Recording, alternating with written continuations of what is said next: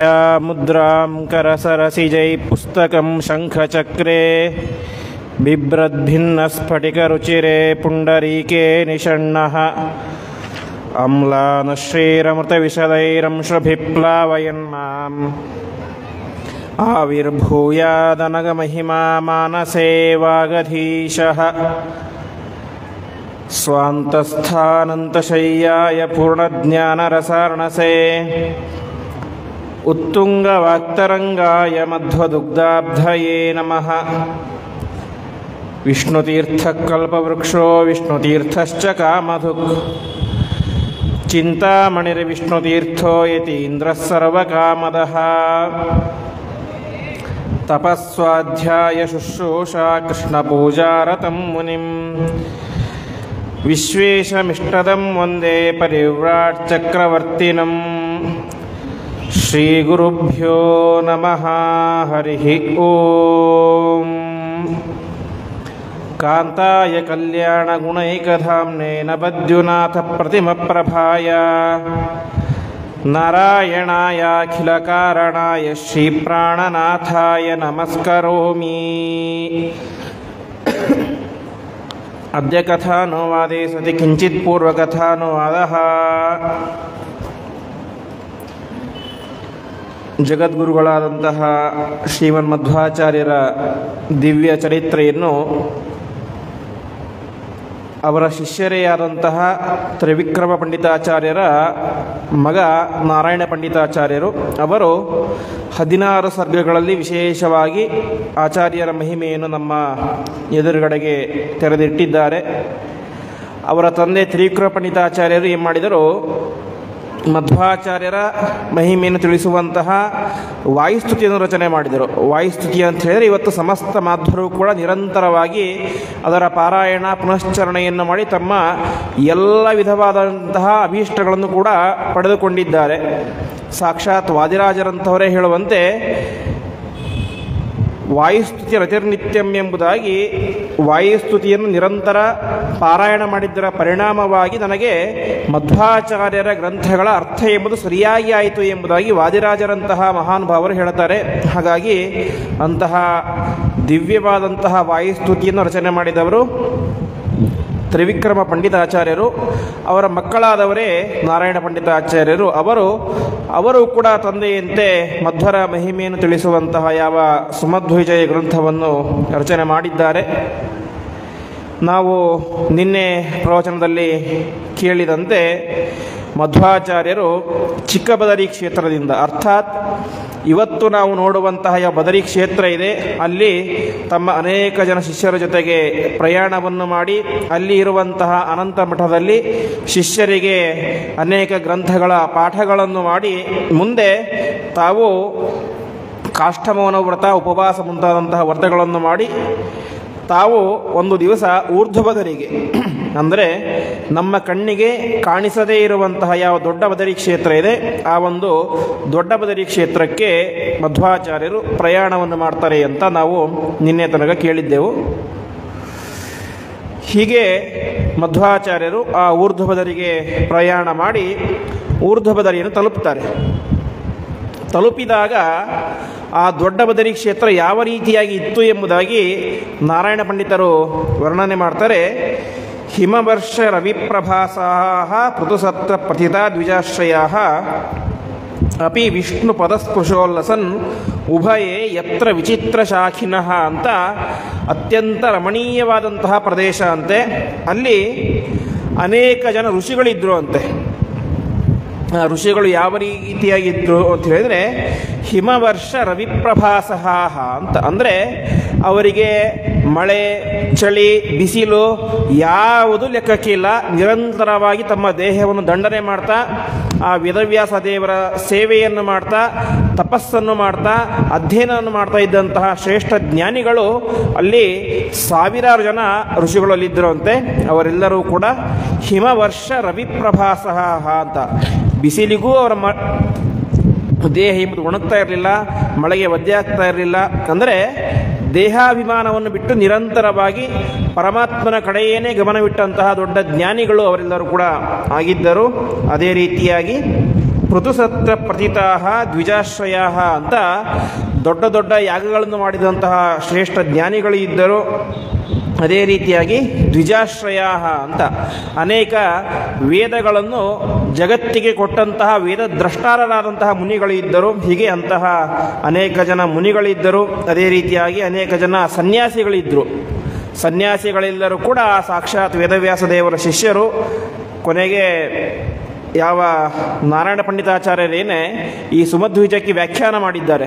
ಯಾಕೆಂದರೆ ಅವರೇ ಹೇಳುವಂತೆ ಇದರಲ್ಲಿ ಹೇಳಿದಂತಹ ಎಲ್ಲ ಮಹಿಮೆಗಳನ್ನು ಕೂಡ ಜನರಿಗೆ ತಿಳಿಯಲಿಕ್ಕೆ ಸಾಧ್ಯ ಆಗೋದಿಲ್ಲ ಅಂತ. ಹಾಗಾಗಿ ಅದು ಸರಿಯಾಗಿ ಅರ್ಥ ಆಗಬೇಕು ಅಂತ ಅವರೇ ಒಂದು ವ್ಯಾಖ್ಯಾನ ಮಾಡಿದ್ದಾರೆ, ಭಾವಪ್ರಕಾಶಿಕ ಅಂತ. ಆ ವ್ಯಾಖ್ಯಾನದಲ್ಲಿ ಹೇಳ್ತಾರೆ, ಇಲ್ಲಿ ಯಾರ್ಯಾರು ಇದ್ದರು ಅಂತ ಹೇಳಿದರೆ ಶ್ರೀ ಶುಕಾಚಾರ್ಯ ಮುಖ್ಯೈ ಸಮಯಿಭಿಶ್ಚ ಅಂತ ಯಾವ ವೇದವ್ಯಾಸ ದೇವರ ಮಕ್ಕಳಾದಂತಹ ಸಾಕ್ಷಾತ್ ಶುಕಾಚಾರ್ಯರೇ ಅಲ್ಲಿದ್ದರಂತೆ ಯಾವ ದೊಡ್ಡಬದರಿ ಕ್ಷೇತ್ರದಲ್ಲಿ. ಹೀಗೆ ಸಾಕ್ಷಾತ್ ವೇದವ್ಯಾಸ ದೇವರು, ಶುಕಾಚಾರ್ಯರು, ಅವರ ಸಾವಿರಾರು ಜನ ಶಿಷ್ಯಂದಿರು ಎಲ್ಲರೂ ಕೂಡ ಆ ಊರ್ಧ್ವಬದರಿ ಕ್ಷೇತ್ರದಲ್ಲಿ ಇದ್ದಾರೆ. ಅಂತಹ ಯಾವ ಬದರಿ ಕ್ಷೇತ್ರ ಹೇಗಿತ್ತು ಅಂತ ಹೇಳಿದ್ರೆ ಅಪರಸ್ಪರ ಮತ್ಸರ ಪ್ರಜಂ ನನು ವೈಕುಂಠಮಿವಾಚ್ಯುತಾಲಯಂ ಅಂತ ಸಾಕ್ಷಾತ್ ವೈಕುಂಠ ಲೋಕದಂತೆ ಆ ಒಂದು ಊರ್ಧ್ವಬದರಿ ಕ್ಷೇತ್ರ ಕೊಂಗೊಳಿಸ್ತಾ ಇದೆ. ಅಂತಹ ಊರ್ಧ್ವಬದರಿ ಕ್ಷೇತ್ರಕ್ಕೆ ಮಧ್ವಾಚಾರ್ಯರು ಕಾಲನ್ನು ಇಡುತ್ತಾರೆ. ಇಟ್ಟ ತಕ್ಷಣ ಏನಾಗುತ್ತೆ, ಅಲ್ಲಿ ಅನೇಕ ಜನ ಇದ್ದರು ಋಷಿಮುನಿಗಳು. ಸಾಕ್ಷಾತ್ ಶುಕಾಚಾರ್ಯರಿದ್ದರು, ಅನೇಕ ಜನ ಋಷಿಮುನಿಗಳಿದ್ದರು. ಯಾವಾಗ ಮಧ್ವಾಚಾರ್ಯರು ತಮ್ಮ ಒಂದು ಹೆಜ್ಜೆಯನ್ನು ಆ ಊರ್ಧ್ವಬದರಿ ಕ್ಷೇತ್ರದಲ್ಲಿ ಇಟ್ಟ ತಕ್ಷಣ ಏನಾಯಿತು, ಅಲ್ಲಿದ್ದವರ ಎಲ್ಲರ ಗಮನ ಕೂಡ ಮಧ್ವಾಚಾರ್ಯರ ಮೇಲೆ ಅಟೆನ್ಷನ್ ಆಯಿತು ಅಂತೆ. ಯಾಕೆ ಅಂತ ಹೇಳಿದರೆ ಆ ಮಧ್ವಾಚಾರ್ಯರ ಕಾಂತಿ, ಅವರ ದೇಹ ಕಾಂತಿ ಆ ರೀತಿಯಾಗಿತ್ತು ಎಂಬುದಾಗಿ ಹೇಳುತ್ತಾರೆ. ನಾವು ಹಿಂದೆ ಕೇಳಿದಂತೆ 32 ಲಕ್ಷಣ, ಆ 32 ಲಕ್ಷಣಗಳು ಕೂಡ ಪರಿಪೂರ್ಣವಾಗಿ ಮಧ್ವಾಚಾರ್ಯರ ದೇಹದಲ್ಲಿ ಇತ್ತು. ಹಾಗಾಗಿ ಅವರನ್ನು ನೋಡಿದ ತಕ್ಷಣ ಅವರಿಗೆ ತುಂಬ ಕುತೂಹಲ ಆಗುತ್ತೆ. ಗುಣಸಾರ ವಿದು ಕುತೂಹಲಾತ್ ಅವಲೋಕ್ಯತ್ಯಶಯ ಇತ್ಯಚಿಂತಯನ್ ಎಂಬುದಾಗಿ ಅವರನ್ನು ತುಂಬ ಪ್ರೀತಿಯಿಂದಾಗಿ ನೋಡ್ತಾರೆ. ಪ್ರೀತಿಯಿಂದಾಗಿ ನೋಡಿ ಹೇಳ್ತಾರೆ, ಇವರು ಯಾರಿರಬಹುದು ಅಂತ. ಇಲ್ಲಿ ತುಂಬ ಸುಂದರವಾಗಿ ವರ್ಣನೆ ಮಾಡ್ತಾರೆ. ಮಧ್ವಾಚಾರ್ಯರ ದೇಹ ಸೌಷ್ಠವ ಯಾವ ರೀತಿಯಾಗಿತ್ತು ಅಂತ ಹೇಳಿದರೆ ಕನಕಾತುಲ ತಾಳ ಸನ್ನಿಭ ಅಂತ. ತಾಳೆ ಮರ ಕೇಳಿರ್ತೇವೆ. ತಾಳೆ ಮರ ಹೇಗಿರುತ್ತೆ, ತುಂಬ ಹೈಟ್ ಬೆಳೆಯುತ್ತೆ. ಮಧ್ವಾಚಾರ್ಯರು ಹೇಗಿದ್ದರು ಅಂತ ಹೇಳಿದರೆ ತಾಳೆ ಮರದ ರೀತಿಯಾಗಿದ್ದರು ಅಂತೆ. ತಾಳ ಮರ ಅಂತ ಹೇಳಿದ್ರೆ ಅದು ಸುಮ್ಮನೆ ಹಸಿರು ಬಣ್ಣ ಇರುತ್ತೆ. ಮಧ್ವಾಚಾರ್ಯ ಮೈಬಣ್ಣ ಹಾಗಿದ್ದಿಲ್ಲ, ಹೊರತು ಕನಕಾತುಲ ತಾಳ ಸನ್ನಿಭ ಅಂತೆ. ಸಾಕ್ಷಾತ್ ಬಂಗಾರದ ಮೈಬಣ್ಣ, ಬಂಗಾರದ ಮೈಬಣ್ಣದ ಕನಕ ತಾಳವೃಕ್ಷದಂತೆ ಆಚಾರ್ಯರು ಎತ್ತರವಾಗಿ ಇದ್ದರು. ಎತ್ತರದ ದೀರ್ಘವಾದಂತಹ ದೇಹ ಆಚಾರ್ಯರ ದೇಹ, ಅದಕ್ಕೆ ತಕ್ಕದಾದಂತಹ ಬಂಗಾರದ ಮೈಬಣ್ಣ. ಅದೇ ರೀತಿಯಾಗಿ ಕಮಲಾಕ್ಷ, ಕಮಲದಂತೆ ಸುಂದರವಾದಂತಹ ಕಣ್ಣುಗಳು. ನಾವು ಪರಮಾತ್ಮನ ವಿಷಯದಲ್ಲಿ ಕೇಳ್ತೇವೆ, ಪರಮಾತ್ಮನ ಕಣ್ಣುಗಳು ಅರವಿಂದಾಕ್ಷ, ಕಮಲದಂತಹ ಕಣ್ಣುಗಳು ಅಂತ. ಅದೇ ರೀತಿಯಾಗಿ ಅತ್ಯಂತ ಸುಂದರವಾದಂತಹ ಕಣ್ಣುಗಳು ಅದು ಮಧ್ವಾಚಾರ್ಯರದ್ದು. ಅದೇ ರೀತಿಯಾಗಿ ವಿಮಲ ಇಂದು ಸನ್ಮುಖ ಅಂತ, ಅಂದರೆ ಒಳ್ಳೆ ಹುಣ್ಣಿಮೆ ಚಂದ್ರ ಯಾವ ರೀತಿಯಾಗಿ ಪೂರ್ಣವಾಗಿ ಉರ್ತಾನೋ ಆ ರೀತಿಯಾಗಿ ಚಂದ್ರನಂತಹ ಸುಂದರವಾದಂತಹ ಮುಖ ಅದು ಮಧ್ವಾಚಾರ್ಯರ ಮುಖ. ಅದೇ ರೀತಿಯಾಗಿ ನಡಿಗೆ ಹೇಗಿತ್ತು ಅಂತ, ಸಾಮಾನ್ಯವಾಗಿ ಒಬ್ಬ ವ್ಯಕ್ತಿ ಪ್ರಧಾನವಾಗಿರಬೇಕಾದದ್ದು ಗಂಭೀರತೆ ಅಂತ. ಎಷ್ಟೇ ವಿದ್ಯೆ ಇರಲಿ, ಯಾವುದೇ ದೊಡ್ಡ ಹುದ್ದೆ ಇರಲಿ, ಗಂಭೀರತೆ ಇಲ್ಲದೆ ಹೋದರೆ ಸುಮ್ಮನೆ ಚಿಕ್ಕ ಮಕ್ಕಳಂತೆ ಆಡ್ತಾ ಇದ್ದರೆ ಅವನಿಗೆ ಆ ಯೋಗ್ಯತೆಗೆ, ಆ ವಿದ್ಯೆಗೆ ಬೆಲೆ ಇರೋದಿಲ್ಲ. ಗಂಭೀರವಾಗಿ ಇರಬೇಕು ತನ್ನ ಯೋಗ್ಯತೆಗೆ ತಕ್ಕಂತೆ. ಹಾಗೆ ಮಧ್ವಾಚಾರ್ಯ ನಡಿಗೆ ಗಮನ ಹೇಗಿತ್ತು ಅಂತ ಹೇಳಿದರೆ ಗಜರಾಜ ಗತಿರ್ಮಹಾಭುಜ ಅಂತ. ಆನೆ ಹೇಗೆ ಬರ್ತಾ ಇದ್ರೆ ಗಂಭೀರವಾಗಿ ನಡೀತಾ ಇರುತ್ತೋ ಆ ರೀತಿಯಾಗಿ ಮಧ್ವಾಚಾರ್ಯರ ಒಂದು ನಡಿಗೆ ಕೂಡ ಆನೆಯಂತೆ ಗಂಭೀರವಾಗಿತ್ತು. ಅಂತಹ ಪ್ರತಿಯಾನ್ಕೋ ಯಮ ಪೂರ್ವಪುರುಷಃ ಅಂತ. ಇಂತಹ ವ್ಯಕ್ತಿಯನ್ನು ನಾವು ಇಲ್ಲಿ ತನಕ ನೋಡೇ ಇಲ್ಲ. ಈ ವ್ಯಕ್ತಿ ಯಾರಿರಬಹುದು ಅಂತ ಅವರಿಗೆ ತುಂಬ ಆಶ್ಚರ್ಯ ಆಗುತ್ತೆ. ಮುಂದೆ ಹೇಳ್ತಾರೆ, ಅತಿಶಾಂತ ವಪುರ್ನಿಶಾಕರ ಅಂತ. ತುಂಬ ತಂಪಾಗಿರುವಂತಹ, ಅವರ ಬರ್ತಾ ಇದ್ದರೆ ಅವರ ದೇಹದಿಂದಾಗಿ ತಂಪಾಗಿರುವಂತಹ ಗಾಳಿ ಬರ್ತಾ ಇತ್ತು. ಇಷ್ಟೆಲ್ಲ ನೋಡಿ ಕೊನೆಗೆ ಒಂದು ನಿಶ್ಚಯ ಮಾಡ್ತಾರೆ, ಚತುರಶ್ಚತುರಾನನ ಸ್ವಯಂ ಪವನೋವ ಪ್ರತಿರೂಪ ಅವರಜನ್ ಅಂತ. ಇವರು ಸಾಮಾನ್ಯ ಮನುಷ್ಯರಂತೂ ಅಲ್ವೇ ಅಲ್ಲ. ಯಾಕೆ ಇವರು ಇವತ್ತು ಈ ದಕ್ಷಿಣ ದೊಡ್ಡ ಬದರಿ ಕ್ಷೇತ್ರಕ್ಕೆ ಬಂದಿದ್ದಾರೆ ಅಂತ ಹೇಳಿದರೆ ಮನುಷ್ಯರಾಗಲಿಕ್ಕೆ ಸಾಧ್ಯನೇ ಇಲ್ಲ. ಯಾಕೆ ಸಾಮಾನ್ಯ ಮನುಷ್ಯರಾದವರಿಗೆ ಅಲ್ಲಿ ಹೋಗಲಿಕ್ಕೆ ಅವಕಾಶಗಳೇ ಇಲ್ಲ. ಇಲ್ಲಿ ಬರಬೇಕು ಅಂತ ಹೇಳಿದರೆ ದೇವಾನುದೇವತೆಗಳೇ ಆಗಿರಬೇಕು, ಋಷಿ ಮುನಿಗಳೇ ಆಗಿರಬೇಕು.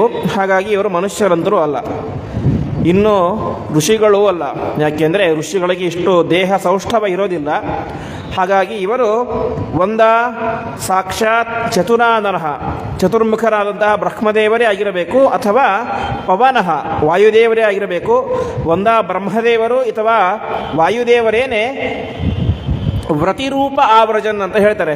ಬ್ರಹ್ಮದೇವರು ಅಥವಾ ವಾಯುದೇವರೇನೆ ಸಾಕ್ಷಾತ್ ಯತಿರೂಪದಿಂದಾಗಿ ಬರ್ತಾ ಇದ್ದಾರೆ. ಇವ್ರದ್ದು ಸಾಮಾನ್ಯ ದೇವತೆಗಳಂತೂ ಸರ್ವದಾಗಿರಲಿಕ್ಕೆ ಸಾಧ್ಯನೇ ಇಲ್ಲ ಎಂಬುದಾಗಿ ಋಷಿಗಳು ನಿರ್ಣಯ ಮಾಡ್ತಾರೆ ಅಂತೆ. ಆ ರೀತಿಯಾದಂತಹ ದಿವ್ಯವಾದಂತಹ ದೇಹದ ಕಾಂತಿ ಎಂಬುದು ಮಧ್ವಾಚಾರ್ಯರಿಗೆ ಇತ್ತು ಎಂಬುದಾಗಿ ಹೇಳ್ತಾರೆ. ಅಂದರೆ ನೋಡಿ, ಅವ್ರಿಗೆ ಯಾರಿಗೂ ಗೊತ್ತಿಲ್ಲ, ಋಷಿಮುನಿಗಳಿಗೆ, ಇವರಿಗೂ ಮಧ್ವಾಚಾರ್ಯರು ಸಾಕ್ಷಾತ್ ವಾಯುದೇವರ ಅವತಾರ ಅಂತ ಅವರ ದೇಹದ ಕಾಂತಿಯನ್ನು ನೋಡಿ ಅವರೇ ನಿಶ್ಚಯ ಮಾಡ್ತಾರೆ, ಇವರು ವಾಯುದೇವರು ಅಥವಾ ಚತುರ್ಮುಖ ಬ್ರಹ್ಮದೇವರೇ ಆಗಿರಬೇಕು ಅಂತ. ಆ ರೀತಿಯಾದಂತಹ ದಿವ್ಯ ಕಾಂತಿ ಎಂಬುದು ಅವರಲ್ಲಿತ್ತು. ಹೀಗೆ ಆಶ್ರಮವನ್ನು ಪ್ರವೇಶ ಮಾಡ್ತಾರೆ. ಆಶ್ರಮ ಪ್ರವೇಶ ಮಾಡಿ ಮುಂದೆ ಆ ಆಶ್ರಮ ಯಾವ ರೀತಿಯಾಗಿತ್ತು ಅಂತ ವರ್ಣನೆ ಮಾಡ್ತಾರೆ. ಮುಂದೆ ಆ ವೇದವ್ಯಾಸ ದೇವರ ಸ್ವರೂಪ ಯಾವ ರೀತಿಯಾಗಿತ್ತು ಎಂಬುದಾಗಿ ಅದನ್ನು ವರ್ಣನೆ ಮಾಡ್ತಾರೆ. ಇಷ್ಟೆಲ್ಲ ಆಯಿತು. ಕೊನೆಗೆ ಆಶ್ರಮದಿಂದಾಗಿ ಒಳಗೆ ನಿಧಾನವಾಗಿ ನಡೆದುಕೊಂಡು ಬಂದು ಆ ಮಧ್ವಾಚಾರ್ಯರು ತಮ್ಮ ಗುರುಗಳಾದಂತಹ ವೇದವ್ಯಾಸ ದೇವರಿಗೆ ಸಾಷ್ಟಾಂಗ ನಮಸ್ಕಾರ ಮಾಡ್ತಾರೆ. ಹೇಗೆ ಅಂತ ಹೇಳಿದರೆ, ವಿನಯಾಭರಣೇನ ಭೂಷಿತ ಅಂತ ಅತ್ಯಂತ ವಿನಯದಿಂದಾಗಿ ಯಾವ ವೇದವ್ಯಾಸ ದೇವರಿಗೆ ಸಾಷ್ಟಾಂಗ ನಮಸ್ಕಾರ ಮಾಡ್ತಾರೆ. ನಮಸ್ಕಾರ ಮಾಡಿದಾಗ ಅವ್ರಿಗೇನು ಕೊಡಬೇಕು ವಾಪಸ್ಸು? ಏನಾದರೂ ಇಲ್ಲಾಂದರೆ ಕೊಡ್ಬೋದು ವಾಯುದೇವರಿಗೆ. ವಾಯುದೇವರು ಸರ್ವಜ್ಞರು, ಒಳ್ಳೆಯ ಅಣಿಮಾದಿ ಅಷ್ಟಸಿದ್ಧಿಯುಳ್ಳವರು. ಅಂಥವರಿಗೆ ಏನು ಕೊಡಲಿಕ್ಕೆ ಸಾಧ್ಯನೇ ಇಲ್ಲ. ಹೇಗೆ ನಾವು ರಾಮಾಯಣದಲ್ಲಿ ನೋಡ್ತೇವೆ. ರಾಮಾಯಣದಲ್ಲಿ ಎಲ್ಲ ಆದ ಮೇಲೆ ಸೀತೆ ತನಗಿಷ್ಟವಾದಂತಹ ಒಂದೊಂದು ಆಭರಣಗಳನ್ನು, ವಸ್ತುಗಳನ್ನು ಪ್ರತಿಯೊಬ್ಬ ಕಪಿಗಳಿಗೆ ಕೊಡ್ತಾಳೆ. ಯಾಕೆ? ಪಾಪ ಕಪಿಗಳು ಮೊದಲೇ ಇಷ್ಟೆಲ್ಲ ಸೇವೆ ಮಾಡಿದ್ದಾರೆ, ದೂರದ ಲಂಕೆಗೆ ಬಂದು ಅಲ್ಲಿ ಎಲ್ಲ ಯುದ್ಧ ಮಾಡಿ ತುಂಬ ಕಷ್ಟಪಟ್ಟಿದ್ದಾರೆ, ನಮ್ಮ ಸೇವೆ ಮಾಡಿದ್ದಾರೆ ಅಂತ ಅವರಿಗೆ ಒಳ್ಳೊಳ್ಳೆಯ ಆಭರಣಗಳನ್ನು ಗಿಫ್ಟ್ ಕೊಡ್ತಾರೆ. ಆವಾಗ ರಾಮ ಹನುಮಂತನ ಹತ್ರ ಕೇಳ್ತಾನೆ ಅಂತೆ, ಹನುಮ ನಿನಗೇನು ಬೇಕು ಅಂತ. ನಿನ್ನ ಸೇವೆಯನ್ನು ಮಾಡಲಿಕ್ಕೆ ಎಷ್ಟು ದೊಡ್ಡ ಅವಕಾಶ ಕೊಟ್ಟಿದೆ, ಅದಕ್ಕೆ ನನಗೆ ಬೇರೆ ಏನೂ ಬೇಡವೇ ಬೇಡ ಅಂತ ಹೇಳ್ತಾಳೆ ಅಂತೆ. ಆವಾಗ ಸೀತೆ ಹೇಳ್ತಾಳೆ, ಅಲ್ಲ ಸರಿಯಲ್ಲ, ಇದು ಇಷ್ಟೆಲ್ಲ ಜನರಿಗೆ ಕೊಟ್ಟಿದ್ದೀವಿ, ನೀವೇನಾದ್ರು ಕೊಡಲೇಬೇಕು ಅಂತ ರಾಮದೇವರಿಗೆ ಹೇಳ್ತಾರೆ ಅಂತೆ. ರಾಮದೇವರು ನೋಡ್ತಾರೆ, ತಮ್ಮ ಕುತ್ತಿಗೆ ನೋಡ್ತಾರೆ, ಕಾಲು ನೋಡ್ತಾರೆ, ಕೈ ನೋಡ್ತಾರೆ, ಎಲ್ಲ ನೋಡ್ತಾರೆ. ಎಲ್ಲಿ ನೋಡಿದ್ರು ಕೂಡ ಆಭರಣ ಇತ್ತು. ಆದರೆ ಹನುಮಂತ ದೇವರು ಮಾಡಿದಂತಹ ಸೇವೆಗೆ ತಕ್ಕದಾದಂತಹ ಉಡುಗೊರೆ, ಗಿಫ್ಟು ಯಾವುದು ರಾಮರಾಜ್ಯದಲ್ಲಿಯೇನೆ, ರಾಮನ ದೇಹದ ಮೇಲೆ ಅಲ್ಲ, ರಾಮ ರಾಜ್ಯದಲ್ಲಿಯೇ ಏನೇ ಇರಲಿಲ್ಲ ಅಂತೆ. ಕೊನೆಗೆ ಅವರೇನು ಮಾಡ್ತಾರೆ, ಇವನಿಗೆ ಬೇರೆ ಯಾವುದೋ ವಸ್ತು ಕೊಟ್ಟರೆ ಸರಿಯಾಗೋದಿಲ್ಲ, ಸ್ವಾತ್ಮ ಪ್ರಧಾನಂ, ನನ್ನನ್ನು ನಾನೇ ಕೊಡಬೇಕು ಅಂತ ಗಾಢವಾಗಿ ಪ್ರೀತಿಯಿಂದ ಅತ್ಯಂತ ಕರುಣೆಯಿಂದ ಆ ಹನುಮಂತ ದೇವರನ್ನು ಆಲಿಂಗನ ಮಾಡಿಕೊಳ್ತಾರೆ ಅಂತೆ ರಾಮಚಂದ್ರ ದೇವರು. ಇದೇ ಸಂದರ್ಭ ಇಲ್ಲಿ ಕೂಡ ಆಗಿದೆ. ಆ ವೇದವ್ಯಾಸ ದೇವರು ಅವರನ್ನು ಅಮಿತ ಪ್ರವತಿಂ ಶ್ರುತೀಶ್ವರ ಪರಿರೇಭೆ ಪರಿಗೃಹ್ಯತಂ ಧೃತಂ ಎಂಬುದಾಗಿ ಅತ್ಯಂತ ಪ್ರೀತಿಯಿಂದಾಗಿ ಗಟ್ಟಿಯಾಗಿ ಮಧ್ವಾಚಾರ್ಯರನ್ನು ಆಲಿಂಗನ ಮಾಡಿಕೊಳ್ತಾರೆ ಯಾವ ವೇದವ್ಯಾಸ ದೇವರು. ಇದನ್ನು ನಾರಾಯಣ ಪಂಡಿತಾಚಾರ್ಯ ತುಂಬ ಚೆನ್ನಾಗಿ ವರ್ಣನೆ ಮಾಡ್ತಾರೆ. ಅವರಿಬ್ಬರು ಕೂಡ ಪರಸ್ಪರ ಆಲಿಂಗನ ಮಾಡಿಕೊಂಡ್ರು. ಅದು ಯಾವ ರೀತಿಯಾಗಿ ಕಾಣಿಸ್ತಾ ಇತ್ತು ಅಂತಂದರೆ, ನಾವಿವತ್ತು ಯಮುನಾ ನದಿ ನೋಡ್ತೇವೆ. ಯಮುನಾ ನದಿ ನೀರು ಹೇಗಿರುತ್ತೆ? ಕಪ್ಪಾಗಿರುತ್ತೆ. ಕಪ್ಪಾಗಿರುವುದು ಯಮುನಾ ನದಿಯ ನೀರು. ಆ ಯಮುನಾ ನದಿಯ ನೀರಿನೊಂದಿಗೆ ಒಂದು ವೇಳೆ ಬಂಗಾರದ ನದಿಯ ನೀರು ಸೇರಿದರೆ ಯಾವ ರೀತಿಯಾಗಿರುತ್ತೋ ಆ ರೀತಿಯಾಗಿತ್ತು ಅಂತೆ. ಅಂದರೆ ಇಲ್ಲಿ ವೇದವ್ಯಾಸ ದೇವರ ಮೈಬಣ್ಣ ಕಪ್ಪು ಬಣ್ಣ, ಮಧ್ವಾಚಾರ್ಯರ ಬಣ್ಣ ಬಂಗಾರದ ಮೈಬಣ್ಣ. ಹಾಗೆ ಬಂಗಾರದ ಮೈಬಣ್ಣದ ಮಧ್ವಾಚಾರ್ಯರು ಮತ್ತು ಕಪ್ಪು ಮೈಬಣ್ಣದ ವೇದವ್ಯಾಸ ದೇವರು ಇಬ್ಬರು ಸೇರಿದಾಗ ಯಮುನಾ ನದಿ ಮತ್ತು ಬಂಗಾರದ ನೀರಿನ ನದಿ ಸೇರಿದಂತೆ ಇತ್ತು ಎಂಬುದಾಗಿ ಎಷ್ಟು ಸುಂದರವಾದಂತಹ ದೃಶ್ಯ ಅವರೆಲ್ಲ ನೋಡ್ತಾರೆ, ಋಷಿಗಳೆಲ್ಲ ನೋಡ್ತಾರೆ. ಋಷಿಗಳಿಗೆ ಒಂದು ನಿಶ್ಚಯ, ಒಂದು ಜ್ಞಾನ ಬರುತ್ತೆ. ಏನಂತ, ಇದಮಾಪ ಶುಕೋಪಿಲಾಲನಂ ನ ಸಮಗ್ರಂ ಜಗತಾಂ ಪಿತುಃ ಅಂತ ಭಾರಿ ಕುತೂಹಲ ಆಯಿತು ಅಂತೆ. ಯಾಕೆಂದರೆ ಅವರು ವೇದವ್ಯಾಸ ದೇವರ ಹತ್ತಿರ ಅನೇಕ ಶತಮಾನಗಳಿಂದಾಗಿ ನಿರಂತರ ಅಧ್ಯಯನ ಮಾಡ್ತಾ ಇದ್ದಾರೆ. ಅಲ್ಲಿ ಶುಕಾಚಾರ್ಯರಿದ್ದರು. ಶುಕಾಚಾರ್ಯರು ಯಾರು? ಸಾಕ್ಷಾತ್ ವೇದವ್ಯಾಸ ದೇವರ ಮಗ. ಋಷಿಗಳು ಅಂದ್ಕೊಳ್ತಾರೆ, ನಾವು ಇಷ್ಟು ವರ್ಷಗಳಿಂದಾಗಿ ವೇದವ್ಯಾಸ ದೇವರನ್ನು ನೋಡ್ತಾ ಬರ್ತಾ ಇದ್ದೀವಿ, ವೇದವ್ಯಾಸ ದೇವರ ಮುಖದಲ್ಲಿ ಇಷ್ಟು ಅಪೂರ್ವವಾದಂತಹ ಸಂತೋಷವನ್ನು, ಖುಷಿಯನ್ನು ಇವತ್ತು ನೋಡೇ ಇಲ್ಲ. ಇವರು ಮಧ್ವಾಚಾರ್ಯರನ್ನು ನೋಡಿ ಇಷ್ಟು ಖುಷಿ ಪಡ್ತಾ ಇದ್ದಾರೆ, ಮಧ್ವಾಚಾರ್ಯರ ಮೇಲೆ ಇಷ್ಟು ಪ್ರೀತಿಯನ್ನು ತೋರಿಸ್ತಾ ಇದ್ದಾರೆ.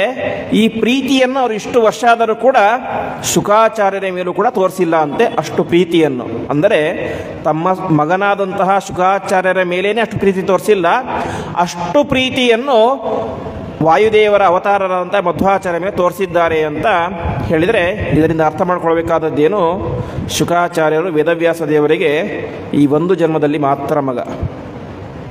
ಆದರೆ ವಾಯುದೇವರು ಮಧ್ವಾಚಾರ್ಯರು ಹಾಗಲ್ಲ, ಅವರು ಸಾಕ್ಷಾತ್ ಪರಮಾತ್ಮನಿಂದಲೇ ಹುಟ್ಟಿದಂತಹವರು. ಬೇರೆ ಯಾರೂ ಅವರಿಗೆ ಗುರುಗಳು ಇಲ್ಲ, ದೇವತೆಯೂ ಇಲ್ಲ. ನಮಗೆಲ್ಲ ಆಗಬೇಕಾದ್ರೆ ಗುರುಗಳು ಬೇರೆ ಇರ್ತಾರೆ, ದೇವರು ಬೇರೆ. ಅವರಿಗೆ ಹಾಗಲ್ಲ, ಗುರುಗಳು ದೇವತೆ ಎರಡೂ ಕೂಡ ಪರಮಾತ್ಮನೇನೆ ಅಂತ. ಹಾಗಾಗಿ ವಾಯುದೇವರನ್ನು ಕಂಡರೆ ಅವರಿಗೆ ವಿಶೇಷವಾದಂತಹ ಪ್ರೀತಿ.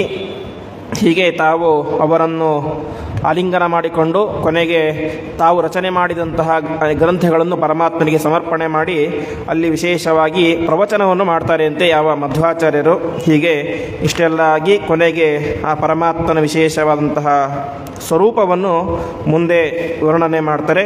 ಹೀಗೆ ವರ್ಣನೆ ಮಾಡಿ ತಾವು ಮುಂದೆ ವಾಪಸ್ ಬರ್ತಾರೆ. ಎಲ್ಲಿಗೆ? ಚಿಕ್ಕಬದರಿ ಕ್ಷೇತ್ರಕ್ಕೆ. ಅಲ್ಲಿ ಅವರ ಶಿಷ್ಯರೆಲ್ಲರೂ ಕೂಡ ಕಾಯ್ತಾ ಇದ್ದರು. ವಾಸ್ತವಿಕವಾಗಿ ನಾವು ನಿನ್ನೆ ಕೇಳಿದೆವು, ಹೋಗಬೇಕಾದ್ರೆ ಮಧ್ವಾಚಾರ್ಯರು ಒಂದು ಮಾತು ಹೇಳಿದರು, ಪ್ರತಿಯಾಮೋ, ನಾವು ವಾಪಸ್ ಬಂದರೆ ಬರಬಹುದು, ಬರದೇ ಇದ್ದರೆ ಇರ್ಬೋದು, ಅದು ನನಗೆ ಬಿಟ್ಟಿದ್ದಲ್ಲ, ನನಗೆ ಸಂಬಂಧಪಟ್ಟ ವಿಷಯ ಅಲ್ಲ, ಅದೆಲ್ಲವೂ ಕೂಡ ನಮ್ಮ ಗುರುಗಳಾದಂತಹ ವೇದವ್ಯಾಸ ದೇವರಿಗೆ ಸಂಬಂಧಪಟ್ಟ ವಿಷಯ. ಅವ್ರು ಹೋಗು ಅಂತ ಹೇಳಿದರೆ ಹೋಗ್ತೀನಿ, ಇಲ್ಲೇ ಇರಿ ಅಂತೇಳಿ ಇಲ್ಲೇ ಇದ್ದು ಬಿಡ್ತೀನಿ, ಹಾಗಾಗಿ ಬಂದರೆ ಬರಬಹುದು, ಬಿಟ್ಟರೆ ಬಿಡಬಹುದು ಅಂತ ಹೇಳಿದರು. ಆದರೆ ವೇದವ್ಯಾಸ ದೇವರು ಅವರನ್ನು ಪ್ರೀತಿಯಿಂದ ಕಳುಹಿಸಿದರು. ಆವಾಗ ವಾಯುದೇವರು ಕೂಡ ವಿಶೇಷವಾಗಿ ತಮ್ಮ ಶಿಷ್ಯರ ಹತ್ತಿರ ಬರ್ತಾರೆ. ಶಿಷ್ಯರ ಹತ್ತಿರ ಬಂದಾಗ ಅಪಾರವಾದಂಥ ಸಂತೋಷ ಅಂತೆ. ಯಾಕೆಂದರೆ ಸತ್ಯತೀರ್ಥರು ಅವ್ರ ಮಹಿಮೆ ಹೇಳಿದರು. ಮಧ್ವಾಚಾರ್ಯರು ಯಾವ ರೀತಿಯಾಗಿ ಹೋಗ್ತಾ ಇದ್ರು ಅಂತ, ಸ್ಟಾರ್ಟಿಂಗಲ್ಲಿ ಹೇಗೆ ಹೋಗ್ತಾ ಇದ್ರು, ಒಂದೊಂದೇ ಹೆಜ್ಜೆ ಹಾರ್ತಾ ಹೋಗ್ತಾ ಇದ್ರು. ಮತ್ತೆ ಮತ್ತೆ ಹೋದಾಗೆ ದೊಡ್ಡ ದೊಡ್ಡ ಬಂಡೆಗಳನ್ನು ಹಾರ್ತಾ ಹೋಗ್ತಾ ಇದ್ರು. ಇನ್ನೂ ಸ್ವಲ್ಪ ಮುಂದೆ ಹೋದಾಗ ದೊಡ್ಡ ದೊಡ್ಡ ಪರ್ವತಗಳನ್ನೇ ಒಂದೇ ಹೆಜ್ಜೆಗೆ ಹಾರಿ ಹೋಗ್ತಾ ಇದ್ದಂತಹ ಅಪೂರ್ವವಾದಂತಹ ಸಂಗತಿಯನ್ನು ಕೇಳಿದ್ದರು. ಕೇಳಿದಾಗಿನಿಂದ ಅವರ ಮೇಲೆ ವಿಶೇಷ ಪ್ರೀತಿಯಂತೆ. ಯಾಕೆಂದರೆ ಸಂಸ್ಕೃತದಲ್ಲಿ ಒಂದು ಮಾತು ಇದೆ, ಅತಿಪರಿಚಯಾದ್ ಅವಧ್ಯ ಅಂತ. ನಾವು ಕನ್ನಡದಲ್ಲಿ ಕೇಳ್ತೇವೆ, ಹಿತ್ತಲ ಗಿಡ ಮದ್ದಲ್ಲ ಅಂತ. ನಮಗೆ ಯಾರಾದರೂ ಕೂಡ ತುಂಬ ಹತ್ತಿರವಾಗಿ ಬಿಟ್ಟರೆ ಅವರು ಎಷ್ಟು ದೊಡ್ಡವರಾಗಿದ್ದರೂ ಕೂಡ ನಮಗೆ ಸ್ವಲ್ಪ ಸಲಿಗೆ ಜಾಸ್ತಿ, ಸಸಾರ ಜಾಸ್ತಿ ಆಗಿಬಿಡುತ್ತೆ. ಯಾಕೆ ನಮ್ಮ ಸುತ್ತಲೇ ಇದೆ, ಇಲ್ಲೇ ಹತ್ತಿರ ಇದ್ದಾರೆ ಎಂಬುದಾಗಿ ಅವರ ಮೇಲೆ ತಿರಸ್ಕಾರ ಭಾವನೆ ಸಹಜವಾಗಿ ಬಂದುಬಿಡುತ್ತೆ. ತಿರಸ್ಕಾರ ಬರದೇ ಹೋದರೂ ಕೂಡ ಅವ್ರ ಬಗ್ಗೆ ಜಾಸ್ತಿ ಗೌರವ ಬರೋದಿಲ್ಲ. ಅದನ್ನೇ ಕನ್ನಡದಲ್ಲಿ ಹಿತ್ತಲ ಗಿಡ ಮದ್ದಲ್ಲ ಅಂತ ಹೇಳ್ತಾರೆ. ಆದರೆ ಅದೇ ಅವರ ಮಹಿಮೆ ನಮ್ಗೆ ಯಾವಾಗ ಗೊತ್ತಾಗುತ್ತೆ ಅಂತ ಹೇಳಿದ್ರೆ, ಒಬ್ಬ ಮೂರನೇ ವ್ಯಕ್ತಿ ಬಂದು ಅವರ ಬಗ್ಗೆ ಹಾಗೆ ಹೀಗೆ ಅಂತ ಹೇಳಿದರೆ ಆವಾಗ ಅವರ ಬಗ್ಗೆ ನಮಗೆ ಮಹಿಮೆ ಮಹಾತ್ಮ್ಯ ಜ್ಞಾನ ಜಾಸ್ತಿ ಆಗುತ್ತೆ. ಹಾಗೆ ಮಧ್ವಾಚಾರ್ಯರ ಬಗ್ಗೆ ವಿಶೇಷ ಗೌರವ ಇತ್ತು, ಎಲ್ಲ ಇತ್ತು. ಆದರೂ ಕೂಡ ಪ್ರತಿನಿತ್ಯ ಅವ್ರ ಜೊತೆ ಇರ್ತಾ ಇದ್ದರು. ಹಾಗಾಗಿ ಅಷ್ಟು ಭಕ್ತಿಯನ್ನು ತೋರಿಸ್ತಾ ಇರಲಿಲ್ಲ. ಯಾವಾಗ ಸತ್ಯತೀರ್ಥರು ಅವರ ಮಹಿಮೆಯನ್ನು ಈ ರೀತಿಯಾಗಿ ವಿಶೇಷವಾಗಿ ವರ್ಣನೆ ಮಾಡಿದರೋ ಆವಾಗ ಗುರುಗಳ ಮೇಲೆ ವಿಶೇಷವಾದಂತಹ ಭಕ್ತಿ ಅವರೆಲ್ಲರಿಗೆ ಜಾಸ್ತಿ ಆಗಿರುತ್ತೆ. ಹೀಗೆ ವಿಶೇಷವಾಗಿ ಸಾಷ್ಟಾಂಗ ನಮಸ್ಕಾರವನ್ನು ಮಾಡ್ತಾರೆ. ಅಷ್ಟು ಮಾತ್ರ ಅಲ್ಲ, ಮುಂದೆ ಬ್ರಹ್ಮಸೂತ್ರ ಭಾಷ್ಯ ಎಂಬಂತಹ ಗ್ರಂಥವನ್ನು ರಚನೆ ಮಾಡ್ತಾರೆ ಮಧ್ವಾಚಾರ್ಯರು.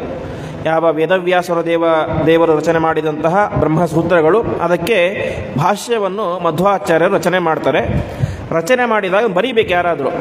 ಮಧ್ವಾಚಾರ್ಯ ಹೇಳ್ತಾ ಹೋಗ್ತಾ ಇದ್ದರೆ ಬರಿತಾ ಇದ್ದರು. ಬರೆದವರು ಯಾರು ಅಂತ ಹೇಳಿದರೆ ಯಾವ ಸತ್ಯತೀರ್ಥರು. ಯಾವ ಮಧ್ವಾಚಾರ್ಯರು ಬದರಿ ಕ್ಷೇತ್ರಕ್ಕೆ ಹೋದಾಗ ಅವರನ್ನು ಹಿಂಬಾಲಿಸಿಕೊಂಡು ಬಂದಲ್ಲ, ಅದೇ ಸತ್ಯತೀರ್ಥರು ಬರೋದರಂತೆ. ಬರೆದದ್ದಕ್ಕೆ ಅವರಿಗೆ ಎಷ್ಟು ಪುಣ್ಯ ಬಂತು ಅಂತ ಹೇಳ್ತಾರೆ. ಗಾಂಗ ಮಂಗಲ ತರಂಗ ಭಾಂಗದ ಪ್ರಾಂತ ಸುಶ್ರೀ ಹರಿ ವೇಶ್ಮಕೃತ್ ಸಮಃ ಯದ್ಗತೈಕತಮ ವರ್ಣಲೇಖಕ ಸತ್ಯತೀರ್ಥೈ ಭಾಷ್ಯಮಾಲಿಕತ್ ಎಂಬುದಾಗಿ ಹೇಳ್ತಾರೆ. ಎಷ್ಟು ಪುಣ್ಯ ಅಂತ ಹೇಳಿದರೆ, ಮಧ್ವಾಚಾರ್ಯರ ಭಾಷ್ಯದ ಒಂದು ಅಕ್ಷರವನ್ನು ಅತ್ಯಂತ ಭಕ್ತಿಯಿಂದಾಗಿ ಶ್ರದ್ಧೆಯಿಂದಾಗಿ ಬರೆದರೆ ಪರಮಾತ್ಮನ ಒಂದು ದೇವಸ್ಥಾನವನ್ನು ನಿರ್ಮಾಣ ಮಾಡಿದ ಪುಣ್ಯ ಅಂತೆ. ಪರಮಾತ್ಮನ ದೇವಸ್ಥಾನ ನಿರ್ಮಾಣ ಮಾಡಿದ ಪುಣ್ಯ ಸುಮ್ಮನೆ ಎಲ್ಲ ಯಾವುದೋ ಸಿಟಿ ಮಧ್ಯೆ ಅಲ್ಲ. ಯಾವ ಗಂಗಾ ನದಿಯ ತೀರದಲ್ಲಿ ಅತ್ಯಂತ ವೈಭವದಿಂದ ಒಂದು ಪರಮಾತ್ಮನ ದೇವಸ್ಥಾನವನ್ನು ನಿರ್ಮಾಣ ಮಾಡಿದರೆ ಯಾವ ರೀತಿಯಾದ ಪುಣ್ಯ ಬರುತ್ತೋ ಅಂತಹ ಪುಣ್ಯ ಎಂಬುದು ಯದ್ಗತ ಏಕತಮ ವರ್ಣಲೇಖಕ ಅಂತ. ಒಂದು ಅಕ್ಷರವನ್ನು ಪ್ರೀತಿಯಿಂದಾಗಿ ಶ್ರದ್ಧೆಯಿಂದಾಗಿ ಬರೆದರೆ ಅಷ್ಟು ಪುಣ್ಯ ಬರುತ್ತೆ. ಅಂತಹದರಲ್ಲಿ ಸತ್ಯತೀರ್ಥರು ಒಂದು ಅಕ್ಷರ ಅಲ್ಲ, ಒಂದು ಪದ ಅಲ್ಲ, ಒಂದು ಶ್ಲೋಕ ಅಲ್ಲ, ಸಮಗ್ರ ಬ್ರಹ್ಮಸೂತ್ರ ಭಾಷ್ಯವನ್ನು ಮಧ್ವಾಚಾರ್ಯ ಹೇಳ್ತಾ ಹೋಗ್ತಾ ಇದ್ದಾರೆ. ಅವ್ರ ಕೈಯಿಂದ ಬರಿತಾ ಹೋಗ್ತಾ ಇದ್ದಾರೆ. ಅವರದ್ದು ಎಷ್ಟು ಪುಣ್ಯ ಎಂಬುದಾಗಿ ನಾರಾಯಣ ಪಂಡಿತಾಚಾರ್ಯರು ಹೇಳ್ತಾರೆ. ಹಾಗಾಗಿ ನಾವು ಕೂಡ ಇವತ್ತದನ್ನು ಅನುಸಂಧಾನಕ್ಕೆ ಇಟ್ಕೊಳ್ಬೇಕು. ಸುಮ್ಮನೆ ಮಧ್ವಾಚಾರ್ಯ ಗ್ರಂಥಗಳು, ಸರ್ವಮೂಲ ಗ್ರಂಥಗಳು ಸುಮ್ಮನೆ ಓದೋದಲ್ಲ, ಸುಮ್ಮನೆ ಬರೆಯೋದಲ್ಲ. ಅದನ್ನು ಅನುಸಂಧಾನಪೂರ್ವಕವಾಗಿ ಒಂದು ಅಕ್ಷರ, ಒಂದು ಪದವನ್ನು ಅಧ್ಯಯನ ಮಾಡಿದರೆ ಯಾವ ರೀತಿಯಾದ ಪುಣ್ಯ ಇದೆ ಅಂತ ಅನುಸಂಧಾನಕ್ಕೆ ಇಟ್ಟುಕೊಂಡು ನಾವು ತಿಳಿದು ಅಧ್ಯಯನ ಮಾಡಿದಾಗ ಅದರಲ್ಲಿ ವಿಶೇಷವಾದಂತಹ ಆಸ್ಥೆ ಅಂದರೆ ಆಧಾರ ಬರುತ್ತೆ. ಹಾಗಾಗಿ ನಾವೆಲ್ಲರೂ ಕೂಡ ಅದನ್ನು ಇಟ್ಟುಕೊಂಡು ಅಧ್ಯಯನ ಮಾಡಬೇಕು. ಹೀಗೆ ಮಧ್ವಾಚಾರ್ಯರು ತಮ್ಮ ಮಹಿಮೆಯನ್ನು ತೋರಿಸ್ತಾ ವಾಪಸ್ ಬರ್ತಾ ಇರ್ತಾರೆ ಇಲ್ಲಿಗೆ ಉಡುಪಿ ಪ್ರಾಂತಕ್ಕೆ. ಆವಾಗ ಗೋದಾವರಿ ನದಿಯ ತೀರ ಅಂತ ಹೇಳಿದರೆ ಅದು ಅತ್ಯಂತ ವಿಶಾಲವಾದಂತಹ ನದಿ. ಹಾಗಾಗಿ ಗೋದಾವರಿ ನದಿಯ ತೀರ ಆ ಕಡೆ ಉತ್ತರ ಭಾರತ, ಈ ಕಡೆ ದಕ್ಷಿಣ ಭಾರತ ಅಂತಹ ಗೋದಾವರಿ ನದಿ ತೀರಕ್ಕೆ ಬರ್ತಾರೆ. ಅಲ್ಲಿ ಒಂದು ಗ್ರಾಮಕ್ಕೆ ಬರ್ತಾರೆ. ಗ್ರಾಮಕ್ಕೆ ಬಂದಾಗ ಅಲ್ಲಿ 5-6 ಜನ ಗೃಹಸ್ಥರು ಇರ್ತಾರೆ. ಅವರೆಲ್ಲ ಹೇಳ್ತಾರೆ, ಇವತ್ತು ನಮ್ಮ ಮನೇಲಿ ಭಿಕ್ಷೆ ಆಗಬೇಕು ಅಂತ ಒಬ್ಬ ಹೇಳ್ತಾನೆ. ಇನ್ನೊಬ್ಬ ಹೇಳ್ತಾನೆ, ಇವತ್ತು ನಮ್ಮ ಮನೇಲಿ ಭಿಕ್ಷೆ ಆಗಬೇಕು ಅಂತ. ಮಧ್ವಾಚಾರ್ಯರ ಟೈಮ್ ಟೇಬಲ್ ಇದ್ದಿದ್ದೇನು, ಆ ಊರಿನಲ್ಲಿ 1 ದಿನ ಮಾತ್ರ ವಾಸ ಅಂತ. ಇವರು ನೋಡಿದರೆ 5-6 ಜನ ಬಂದು ನಮ್ಮ ಮನೇಲಿ ಭಿಕ್ಷೆ ಆಗಬೇಕು ಅಂತ ಪ್ರಾರ್ಥನೆ ಮಾಡ್ತಾ ಇದ್ದಾರೆ. ಕೊನೆಗೆ ಮಧ್ವಾಚಾರ್ಯ ನಿಶ್ಚಯ ಮಾಡ್ತಾನೆ, ಇವನಿಗೂ ಬೇಸರ ಆಗಬಾರ್ದು ಅಂತ 6 ಜನ ಕೊಟ್ಟಂತಹ ಭಿಕ್ಷೆಯನ್ನು ಒಟ್ಟಿಗೆ ಸ್ವೀಕಾರ ಮಾಡಿದರು ಅಂತೆ. 6 ಜನ ಕೊಟ್ಟಂತಹ ಭಿಕ್ಷೆ ಅದು 6 ದಿನಕ್ಕೆ ಆಗುವಂತಹದ್ದು. 6 ದಿನಕ್ಕೆ ಊಟ ಮಾಡುವಂತಹ ಭಿಕ್ಷೆಯನ್ನು ಒಂದೇ ದಿನದಲ್ಲಿ ಅವರು ಸ್ವೀಕಾರ ಮಾಡಿ ತಾವು ಸಾಮಾನ್ಯ ಮನುಷ್ಯರಲ್ಲ, ಸಾಕ್ಷಾತ್ ಭೀಮಸೇನ ದೇವರೇನೇ ಎಂಬುದಾಗಿ ತಾವು ತೋರಿಸ್ತಾರೆ. ಹೀಗೆ ಅನೇಕ ಮಹಿಮೆಗಳನ್ನು ತಾವು ತೋರಿಸ್ತಾ ಆ ಉಡುಪಿ ಕ್ಷೇತ್ರಕ್ಕೆ ಬರ್ತಾರೆ. ಉಡುಪಿ ಕ್ಷೇತ್ರಕ್ಕೆ ಬಂದಾಗ ಅವರು ವಾಪಸ್ ಬಂದಾಗ ಗುರುಗಳಿಗೆ ತುಂಬ ಸಂತೋಷ ಆಗುತ್ತೆ ಅಂತೆ, ಅಚ್ಯುತ ಪ್ರೇಕ್ಷಾಚಾರ್ಯರು. ಯಾಕೆಂದರೆ ತಮ್ಮ ಶಿಷ್ಯ ಈ ರೀತಿಯಾಗಿ ಬದರಿಯಾತ್ರೆ ಮಾಡಿದ್ದಾನೆ, ಅಷ್ಟು ಮಾತ್ರ ಅಲ್ಲ, ಸಾಕ್ಷಾತ್ ದೊಡ್ಡ ಬದರಿ ಕ್ಷೇತ್ರಕ್ಕೆ ಹೋಗಿ ಆ ವೇದವ್ಯಾಸ ದೇವರಿಗೆ ದರ್ಶನವನ್ನು ಮಾಡಿಕೊಂಡು ಬಂದಿದ್ದಾನೆ ಎಂಬಂಥ ವಿಚಾರ ಇವರಿಗೆ ಗೊತ್ತಾದಾಗ ತುಂಬ ಸಂತೋಷ ಆಗುತ್ತೆ. ಯಾಕೆಂದರೆ ನಾನು ಸನ್ಯಾಸವನ್ನು ಸ್ವೀಕಾರ ಮಾಡಿ ಇಷ್ಟು ವರ್ಷ ಆದರೂ ಕೂಡ ನನ್ನಿಂದ ಕಿಂಚಿತ್ತೂ ಸಾಧನೆ ಆಗಲಿಲ್ಲ. ಆದರೆ ನನ್ನ ಶಿಷ್ಯ ಸನ್ಯಾಸ ಸ್ವೀಕಾರ ಮಾಡಿ ಕೆಲವೇ ವರ್ಷಗಳಾಗಿದೆ. ಈ ಕೆಲವೇ ವರ್ಷಗಳಲ್ಲಿ ಚಿಕ್ಕ ವಯಸ್ಸಿನಲ್ಲಿ ಅನೇಕ ದೊಡ್ಡ ಗ್ರಂಥಗಳನ್ನು ರಚನೆ ಮಾಡಿ ಅದನ್ನು ರಚನೆ ಮಾಡುವುದು ಮಾತ್ರ ಅಲ್ಲ, ರಚನೆ ಮಾಡಿದ್ದನ್ನು ದೊಡ್ಡ ಬದರಿ ಕ್ಷೇತ್ರಕ್ಕೆ ಹೋಗಿ ವೇದವ್ಯಾಸ ದೇವರಿಗೆ ಸಮರ್ಪಣೆ ಮಾಡಿ ಬಂದಿದ್ದಾನೆ ಅಂತ ಹೇಳಿ ನನ್ನ ಶಿಷ್ಯ ಎಷ್ಟು ದೊಡ್ಡವನು, ಅಂಥವನಿಗೆ ಗುರುಗಳಾಗಿ ನಾನು ಉದ್ಧಾರ ಆದೆ ಎಂಬುದಾಗಿ ಅವರು ತುಂಬ ಪ್ರೀತಿ ಪಡ್ತಾರೆ. ಹೀಗೆ ವಿಶೇಷವಾಗಿ ಅವರು ತುಂಬ ಸಂತೋಷ ಪಡ್ತಾರೆ. ಇದೇ ಸಂದರ್ಭದಲ್ಲಿ ಆದದ್ದು ಶ್ರೀಕೃಷ್ಣ ದೇವರ ಪ್ರತಿಷ್ಠಾಪನೆ. ಯಾವ ಮಧ್ವಾಚಾರ್ಯರು ನಾವು ಇವತ್ತು ನೋಡುವಂತಹ ಏನು ಸಮುದ್ರ ಇದೆ, ಉಡುಪಿಯ ಸಮುದ್ರ, ಒಡಬಾಂಡೇಶ್ವರ ಎಂಬಂತಹ ದೇವಸ್ಥಾನ, ಆ ಒಡಬಾಂಡೇಶ್ವರ ದೇವಸ್ಥಾನದಲ್ಲಿ ತಾವು ಪ್ರತಿನಿತ್ಯದ ಜಪತಪ ಅನ್ನಿಗಳನ್ನು ಮಾಡ್ತಾ ಕುಳಿತಿರಬೇಕಾದ್ರೆ ದೂರದಲ್ಲಿ ಏನಾಗುತ್ತೆ, ಆ ದ್ವಾರಕಾ ಕ್ಷೇತ್ರ ಅದು ಸಮುದ್ರ ತೀರ. ಆ ಸಮುದ್ರ ತೀರದಿಂದಾಗಿ ಒಂದು ದೊಡ್ಡ ಹಡಗು ಬರ್ತಾ ಇರುತ್ತೆ. ಸಮುದ್ರ ಶಬ್ದಕ್ಕೆ ಅರ್ಥ ಏನು ಅಂತ ಸಮುದ್ರ ಇವತ್ತು ನೋಡ್ತೀವಿ. ಅದಕ್ಕೆ ಮೊದಲು ಇದ್ದ ಹೆಸರು ಸಾಗರ ಅಂತ ಯಾಕೆ ಹೆಸರು ಅಂತ ಹೇಳಿದರೆ, ನಾವು ಇತಿಹಾಸ ನೋಡಬೇಕಾದ್ರೆ ಸಗರ ದೊಡ್ಡ ಅಶ್ವಮೇಧ ಯಾಗ ಮಾಡಿದಾಗ ಇಂದ್ರ ಅವನ ಕುದುರೆಯನ್ನು ಅಪಹಾರ ಮಾಡಿಕೊಂಡು ಹೋಗ್ತಾನೆ. ಕೊನೆಗೆ ಸಗರನ 60,000 ಜನ ಗಂಡು ಮಕ್ಕಳು ಅವರೆಲ್ಲರೂ ಕೂಡ ಭೂಮಿಯನ್ನು ಅಗದು ಪಾತಾಳ ಲೋಕಕ್ಕೆ ಹೋಗ್ತಾರೆ. ಅಲ್ಲಿ ಕಪಿಲ ಮುನಿ ಹತ್ತಿರ ಕುದುರೆ ಕಟ್ಟಿರುತ್ತೆ. ಅದೆಲ್ಲ ಮುಂದೆ ನಡೆಯುವಂತಹ ವಿಚಾರ. ಅವರು ಪಾತಾಳ ಲೋಕಕ್ಕೆ ಹೋಗಬೇಕಂತ ಏನು ಭೂಮಿನ ಅಗದರಲ್ಲ, ಅಗೆದು ಅದು ದೊಡ್ಡ ಜಾಗ ಆಯಿತು. ಅದರಲ್ಲಿ ನೀರು ತುಂಬಿಕೊಂಡು ಏನಾಯಿತು, ಅದೇ ಮುಂದೆ ಸಾಗರ ಅಂತ ಪ್ರಸಿದ್ಧ ಆಯಿತು ಅಂತೆ. ಇದು ಸಾಗರ ಅಂತ ಪ್ರಸಿದ್ಧ ಆಯಿತು. ಮುಂದೆ ಅದಕ್ಕೆ ಸಮುದ್ರ ಅಂತ ಹೆಸರು ಬಂತು. ಸಮುದ್ರ ಅನ್ನುವಂಥ ಹೆಸರು ಯಾಕೆ ಬಂತು ಅಂತ ಹೇಳಿದರೆ, ಮುದ್ರ ಅಂತ ಹೇಳಿದರೆ ಸಂಸ್ಕೃತದಲ್ಲಿ ತೀರ ಅಂತ, ದಡ ಅಂತ. ಸಮುದ್ರ ಅಂತ ಹೇಳಿದರೆ ಇದಕ್ಕೂ ತೀರ ಇದೆ ಅಂತ ಹೇಳಬೇಕು ಅಂತ ಇದಕ್ಕೆ ಸಮುದ್ರ ಹೆಸರಿಟ್ಟರಂತೆ. ಇದ್ಯಾಕೆ ಅಂತ, ಯಾಕೆಂದರೆ ಈಗ ಒಂದು ನದಿ ಇರುತ್ತೆ, ನದಿಗೂ ತೀರ ಇದೆ, ಕೆರೆ ಇರುತ್ತೆ, ಕೆರೆಗೂ ತೀರ ಇದೆ, ಒಂದು ಸರೋವರಕ್ಕೂ ತೀರ ಇದೆ, ಎಲ್ಲದಕ್ಕೂ ತೀರ ಇದೆ, ಹಾಗೆ ಸಮುದ್ರಕ್ಕೂ ತೀರ ಇದೆ, ದಡ ಇದೆ. ಅದಕ್ಕೆ ಸ್ಪೆಷಲ್ ಆಗಿ ಸಮುದ್ರ ನಾಮಕರಣ ಮಾಡಿದರು ಅಂತ ಹೇಳಿದರೆ, ನಾವು ಇವತ್ತು ಒಂದು ನದಿಯ ತೀರದಲ್ಲಿ ನಿಂತ್ಕೊಂಡ್ರೆ ಆ ಕಡೆ ದಡ ಕಾಣಿಸುತ್ತೆ. ಇವತ್ತು ನಮ್ಮ ಮಂತ್ರಾಲಯಕ್ಕೂ ಕೃಷ್ಣಕ್ಕೂ ಹೋದರೆ ಒಂದು ಕಡೆ ನಿಂತು ಏನಾಗುತ್ತೆ, ಇನ್ನೊಂದು ತೀರ ಕಾಣಿಸುತ್ತೆ, ದಡ ಕಾಣಿಸುತ್ತೆ. ಆದರೆ ಸಮುದ್ರಕ್ಕೆ ಹಾಗಲ್ಲ. ಸಮುದ್ರದ ಒಂದು ತೀರದಲ್ಲಿ ನಿಂತುಕೊಂಡ್ರೆ ಆ ಕಡೆ ದಡ ನಮಗೆ ಕಾಣಿಸೋದೇ ಇಲ್ಲ. ಹಾಗಾಗಿ ಈ ಸಾಗರಕ್ಕೂ ಕೂಡ ತೀರ ಇದೆ ಎಂಬುದಾಗಿ ತಿಳಿಸಲಿಕ್ಕೋಸ್ಕರ, ಅಂದರೆ ಕೆಲವೊಂದು ಸಲ ಸಮುದ್ರದಲ್ಲಿ ಮಧ್ಯದಲ್ಲಿ ಮೀನು ಹಿಡಿಲಿಕ್ಕೆ ಅಂತ ಹೋಗಿ ಮಧ್ಯದಲ್ಲಿ ಸಿಲುಕಾಕೊಂಡ್ಬಿಟ್ರೆ ಆವಾಗ ಅವರಿಗೆ ಧೈರ್ಯ ತಪ್ಪು ಹೋಗಿಬಿಡುತ್ತೆ, ಇದಕ್ಕೆ ತೀರನೇ ಕಾಣಿಸ್ತಾ ಇಲ್ಲ ಅಂತ. ಹಾಗಾಗಿ ಅವರಿಗೆ ಧೈರ್ಯ ತುಂಬಬೇಕು ಎಂಬಂಥ ಉದ್ದೇಶದಿಂದಾಗಿ ಸಾಗರಕ್ಕೆ ಏನಂತ ನಾಮಕರಣ ಮಾಡಿದರು, ಸಮುದ್ರ ಅಂತ. ಅಂದರೆ ಸಾಗರಕ್ಕೂ ಕೂಡ ತೀರ ಇದೆ, ತೀರ ಕಾಣಿಸ್ತಾ ಇಲ್ಲ ಅಂತ ಗಾಬರಿ ಆಗಬೇಡಿ, ದಡ ಕಾಣಿಸ್ತಾ ಇಲ್ಲ ಅಂತ ಗಾಬರಿ ಆಗಬೇಡಿ, ಇದಕ್ಕೂ ತೀರ ಇದೆ ಎಂಬುದಾಗಿ ತಿಳಿಸಲಿಕ್ಕೋಸ್ಕರ ಸಾಗರಗಳಿಗೆ ಸಮುದ್ರ ಎಂಬುದಾಗಿ ನಾಮಕರಣ ಮಾಡಿದರು ಅಂತೆ. ಅಂತಹ ದೊಡ್ಡ ಸಮುದ್ರದಲ್ಲಿ ಒಂದು ದೊಡ್ಡ ಹಡಗು ಬರ್ತಾ ಇದೆ. ಹಡಗಿನಲ್ಲಿ ಬ್ಯಾಲೆನ್ಸ್ ಮಾಡಬೇಕು ಅಂತ ದೊಡ್ಡ ದೊಡ್ಡ ಕಲ್ಲುಗಳನ್ನು ಇಟ್ಟಿರ್ತಾರೆ.